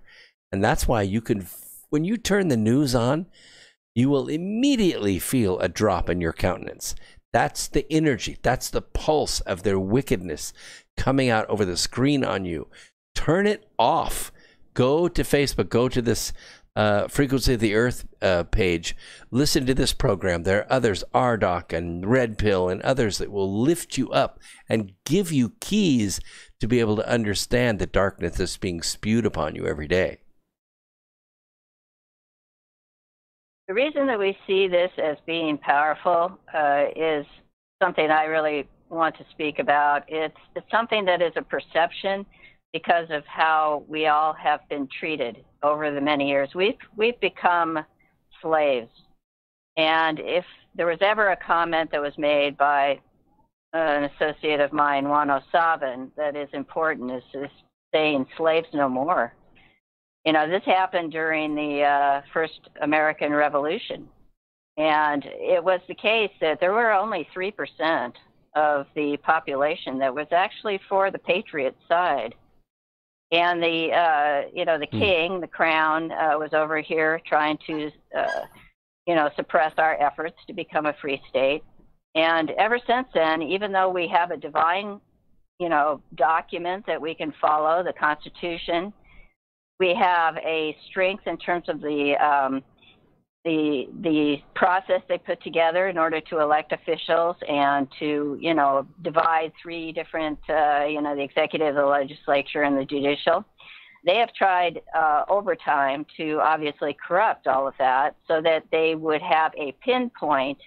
And this is why this Bible verse is important, because we're not warring against each other. We just have to understand that all those people that are screaming, they can scream, whatever, it takes them down. But just surround yourself with the light of God. Protect yourself within the resonance. These are the things that I'm hoping to show people and to get them to be comfortable with so that they don't have to respond. You can stop that, give and take. You can cut that off. So then you can become... Well, I appreciate you coming on the program, Candace. We are out of time for this segment. We'll be right back after this. Don't go away.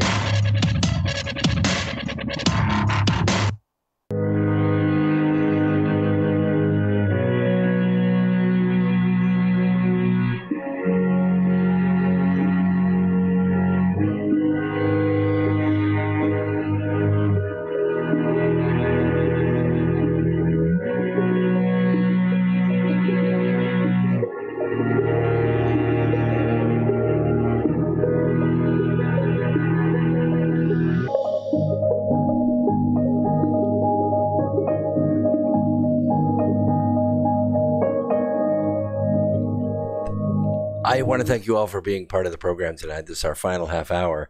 I especially want to thank all the people in the YouTube chat room. You have just been amazing tonight, amazing comments. And yes, Thank you so much, William, for being out there. You've a great energy in the chat room tonight, and it's good to see you there. Hitchhiker and Alan. And by the way, you could join me and Alan tonight after the program as I do my notes and everything in Discord. I put the Discord link in there. The Discord link will be on the YouTube screen and in the YouTube description if you need to get there. And we'll carry on the discussion. And Stoker, yes, get everybody to click the like button. That would be so awesome tonight. Thank you very much, Stoker, for being there.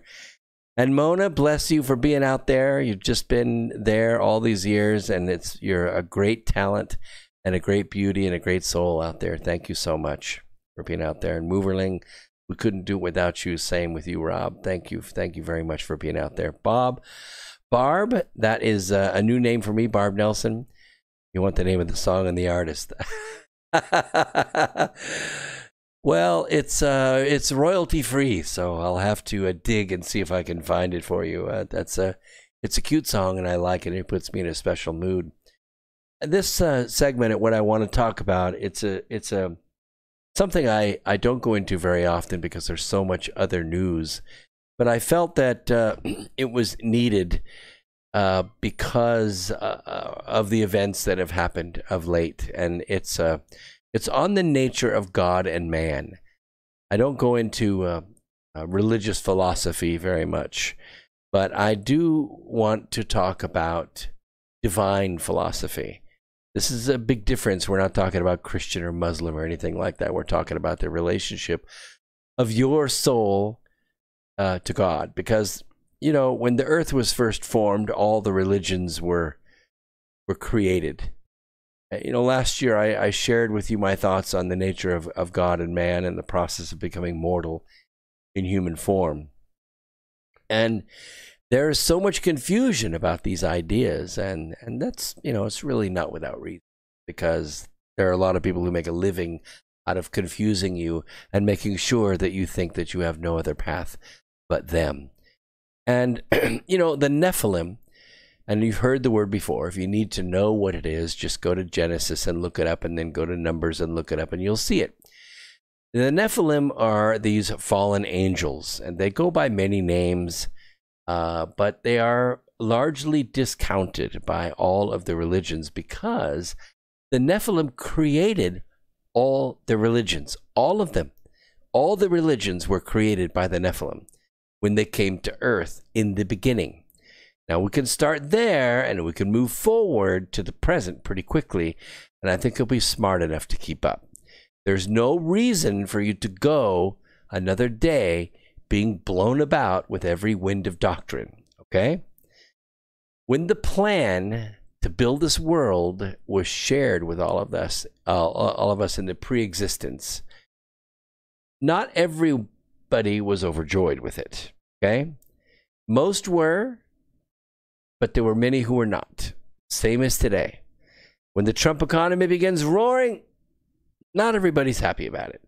Some people are not happy about it. They're mad about it because it takes away their control. It takes away, when you learn of your sovereignty and your ability to be what you want to be and do what you want to do out of your own creation, and what you can convince your friends and your family to help you with, you are no longer controlled by the dark forces.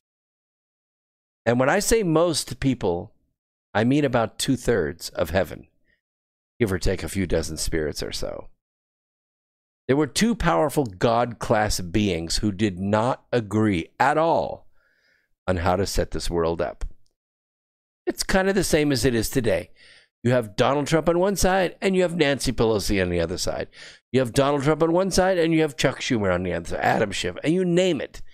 You could see the difference. One of them wants people to be free and sovereign and to be able to create what they want to create and grow and expand their families, their holdings, everything. The other wants you to give all that up and be subservient to the state. The state is all important. The state is what counts.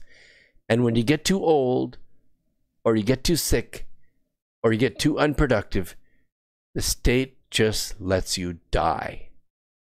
Big difference. A big difference. God the Father chose Jesus, and Lucifer was rejected. First of all, you should know that envy is the most powerful evil emotion. Yes, you could say hate, you could say anger, but not really, because even God hates.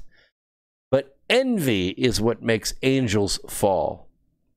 The envy of humans being on a God path, as opposed to an angel who has halted his progression at that point because of the things that he's done and things that he has chosen in his eternity. He envied the women of earth. He envied the humans because we were on a God path. Now, envy is so strong that it can take a God-class being down. It can cast them out of heaven. And it has no problem ruining your life as well. So don't do it. Now, I suppose you would ask, what is the nature of man? And I will answer that before I finish. I hope I can do this in half an hour. If I can't, I'll pick it up on Wednesday at 8 p.m.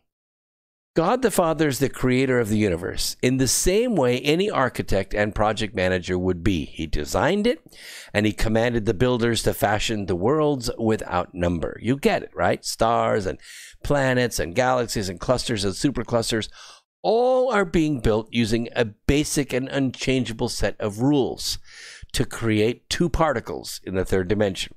Two, electrons and protons. That's it. Everything, every other piece of energy in the universe is used to build those two particles. And out of those two particles, obeying rules of resonance, everything in the universe is built. Everything. Okay? The whole universe is based on the number 3. That is the basis for trigonometry. When God had the great I am moment, he simply took the square root of himself to form the first set of intelligences. They were shown how, and they did the same thing, and so forth. And it only takes a few iterations of that to approach the number 1. You don't reach number 1, you approach it. And that means the vast number of souls, the vast number of spirit addresses, intelligences in the universe, have individual soul addresses, but they are basically the same energy at the time of their creation. And that's important to know. Each of these individual intelligences grow in stature and in capability, or shall we call it completeness, through mortal lives. The first estate was the endorsement of Jesus as the arbiter of mortal life in this universe. Those who lost their first estate, they endorsed Lucifer instead. It's as simple as that. No religion required, okay? The primary reason this is important is that the way to reach mortality from the spirit form is through the well of souls. You can read about it in Genesis. You can read about it in many of the ancient texts. This was established as a portal by which spirits can enter a fetus during gestation and wake up in a mortal body. Now, it takes a while. You're a fully functioning spirit, fully cognizant, fully intelligent, and you end up in this fetus that can't even find its own feet, can't even wipe its own butt, can't even feed itself. That has to be cared for until it's 2 or 3 years old. Then you don't even learn to speak effectively till you're 4 or 5. You can't even learn to read till you're 6 or 7. You get the point, okay? It takes a long time for the intelligence inside the body to get the brain and the body and the physiology to the point where it can actually be sovereign. And this is what I call stepping in. This process of stepping in, it can take quite a few years. And some people never do it. Some people never step in. They're animals. They're hungry, they eat. They're horny, they have sex. They're thirsty, they drink. They are driven by their passions, and they never, ever get control of it, ever. Everything they do has to be medicated, has to be drug-induced, has to be forced in them, coerced in them, in order for them to do it. But many, figure out how to be sovereign. They figure it out. The other way to come to mortality is a trick of power, and it requires a special DNA. The DNA of Adam cannot withstand a spirit who has not kept the first estate. If you have not kept the first estate, you didn't get to come through the well of souls. It is not designed to work that way. When an Adamic soul chooses wickedness as a way of life, it almost immediately seeks to destroy itself. One way or the other. It pulls the trigger, it hangs itself, it begins doing self-destructive behavior, over drinking, doing drugs, doing behavior that they know will kill them. But it does it slowly because they're cowardly about it. This is the difference. The two sources of DNA for the Y chromosome are Adam and Lucifer.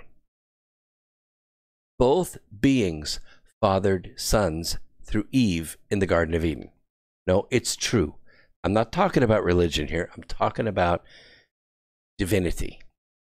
Cain slew Abel, and then Cain was allowed to slay and procreate by God. And that line of DNA persists to this very day.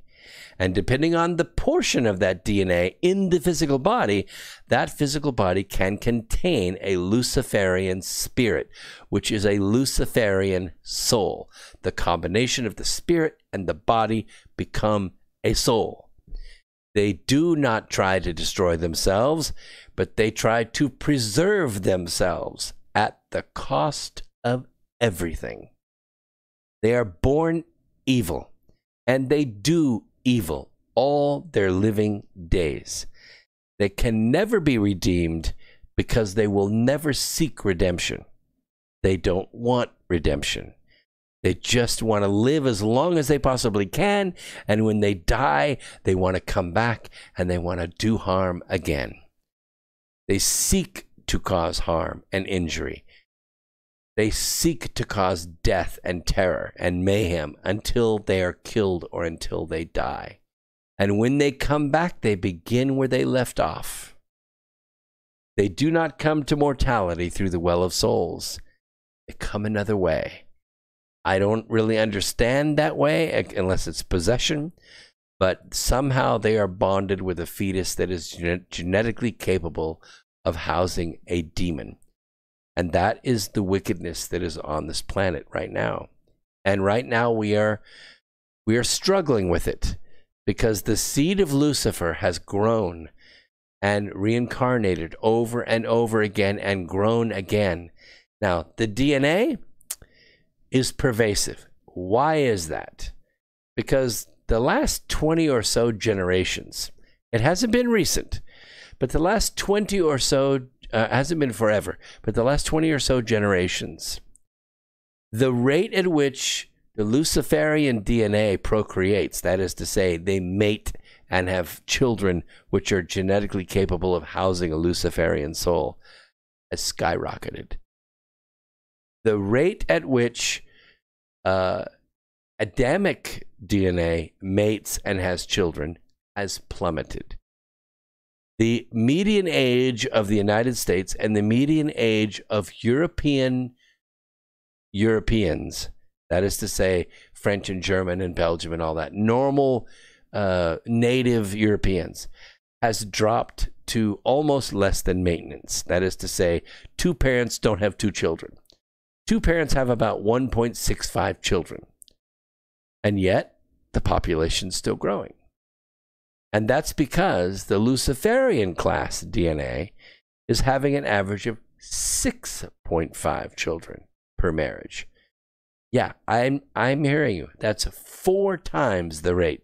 And it's been going on for 20 generations. Now, there have been wars fought. Yes, there have been wars fought, and Luciferians die by the millions. But as I said, another body, and they come right back.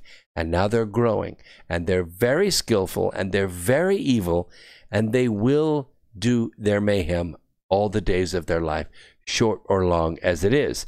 If they get into a position of power, like, say, at a bank, or, God forbid, in politics, they can live to be 70, 80, 90 years old, longer than they've ever lived in the last 20 generations.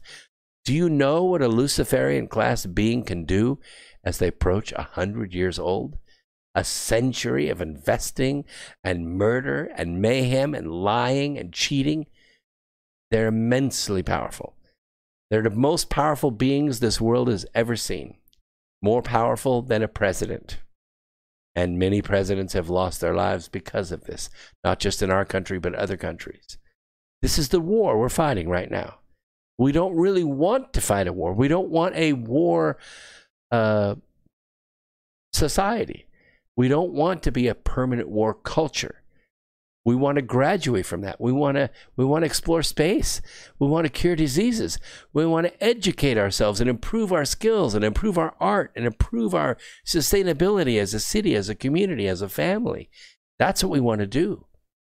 Luciferian class doesn't want that at all. They want you enslaved. They want you where you can't borrow money. You can't get on a bus. You can't move to another state. You don't know enough to figure things out because they have taken over the educational system and made you stupid because they taught you Common Core. They taught you their own version of history. You got a degree in gender studies. You got a degree in criminology. And you're out there trying to earn a living with a $200,000 debt over your head. That's what the Luciferian class wants. And that's what I wanted to bring to your attention in this last half hour. Now, Candace is still out there. I want to get her thoughts on this. And then we have about 8 minutes left, and we should be able to close this out. Candace, are you still out there? Yes, she is. I can hear her. Yeah, I am here. I love this conversation. I love it, love it, love it, because it brings up so much stuff that I've been working on for quite a while. I've got a lot of information that I'm putting up on frequency of the earth. And I also have a associate, again, that is Wano Sabin, who has talked about this for a very long time. He has a lot of programs out there. If you just do a YouTube search, you'll find them. And the important part of this is understanding that we do have some constraints that we are functioning under that are DNA based, but we also need to know that God is very giving and has a grace, and he is actually helping people that are willing to surrender to him. And this is a process that you go through with faith, and you can do it by yourself. You don't have to go to a church, but it is something that you can gain a thing that he calls saving knowledge. And this is very important because what you brought up about the relationship between Jesus and the Lucifer is a very vital kind of understanding that you can get into with your mind, with your conscious mind, and it can literally resonate within your voice with frequency.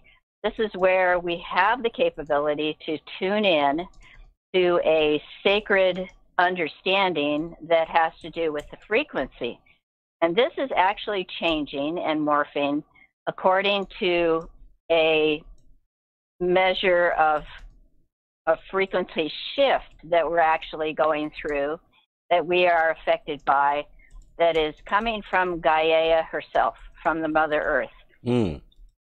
Or that people can ground themselves, they can get themselves into a meditative state, a prayerful state, surrender to this and start talking, like you say, through the well of dreams or the well of consciousness that actually exists. It is a point on the back of our skulls that you can take your finger, your pointer finger, and put it back there right now. It is a depression that exists on every person, and it is the contact point that actually Source or God works through a person. So if you activate that with your pineal gland and you manage it with your third eye, you can actually move that consciousness down into your heart, which is where every soul I agree with this, because the physiology of the human body has certain parts of it that will respond to an Adamic spirit. The heart, the pineal gland, and the physiology of this physical body can respond to that. The heart and the pineal gland do not respond well to an evil soul inside. Those things begin to canker and grow dark. And it's what we call the light of Christ going out in somebody. Once it gets snuffed out and you look into their eyes, you can see the darkness. If you don't believe me, go visit somebody on death row. Go look into the eyes of a terrorist who dresses children in bombs and sends them into restaurants to kill people. Look into the eyes of that person, and you'll see that darkness. That pineal gland is nothing but a lump of coal in the middle of their head, and their heart has turned into a barely beating chunk of carbon. They are evil, and their body cannot barely withstand it. They have to take drugs. That's why they seek after these things like adrenochrome. They seek the torture of children so they can generate chemicals of adrenaline, a special kind of adrenaline, so they can ingest it and pump their physical bodies back up to be able to withstand the evil that they are inside the body. It's an incredible thing to watch. Now, the crazy thing is, Candace, that some of these people are very charismatic. They learn to speak. They learn to manipulate language. And they're trained by the great deceiver himself. And one of the things that they've learned to do is to use truth. In my business, we call it statistics or data. To use truth to craft lies. And we're seeing it around us. I'm trying to make people aware of it so that they can go by the resonant frequency that's coming off a person, so they can make wise decisions instead of being fooled. Very important point, because in a lot of the biblical teachings, one of the things that, of course, was required of the mystics, or of the the category that Jesus was surrounded with, the folks that were learning from him, that were the seers and the folks that came in close to him to actually absorb this knowledge. They were quite often, and it is the truth, that they were then corrupted. So we see the same dynamic today, but it is something that we can protect ourselves with a little bit of science that I think is very important. And that also plays into a measure of consciousness and perception of what it is that the energy levels are of people that are depressed, and they want to feed off of your energy. Yeah, well, some of them are depressed. Some of them are depressed, but some of them are very positive. And they're very outgoing and very aggressive, and they attract people to work with them. Look at Bill Gates. Look at the leader of Twitter. Look at these massively wealthy people like, Michael Bloomberg's not particularly charismatic, but look at how they amass their wealth. They don't amass it by themselves. In fact, most of them aren't particularly talented, but they do attract people to them with their overpowering energy. And you can detect it by frequency, but they're not always depressed. Sometimes they're very aggressive. So that's very true. And you go into that category of the leadership that has actually been installed. I never believe that these people have actually been elected, although we do have a lot. That's the program, folks. We are out of time. Wow. What a program. We will see you next week right here on X Squared Radio.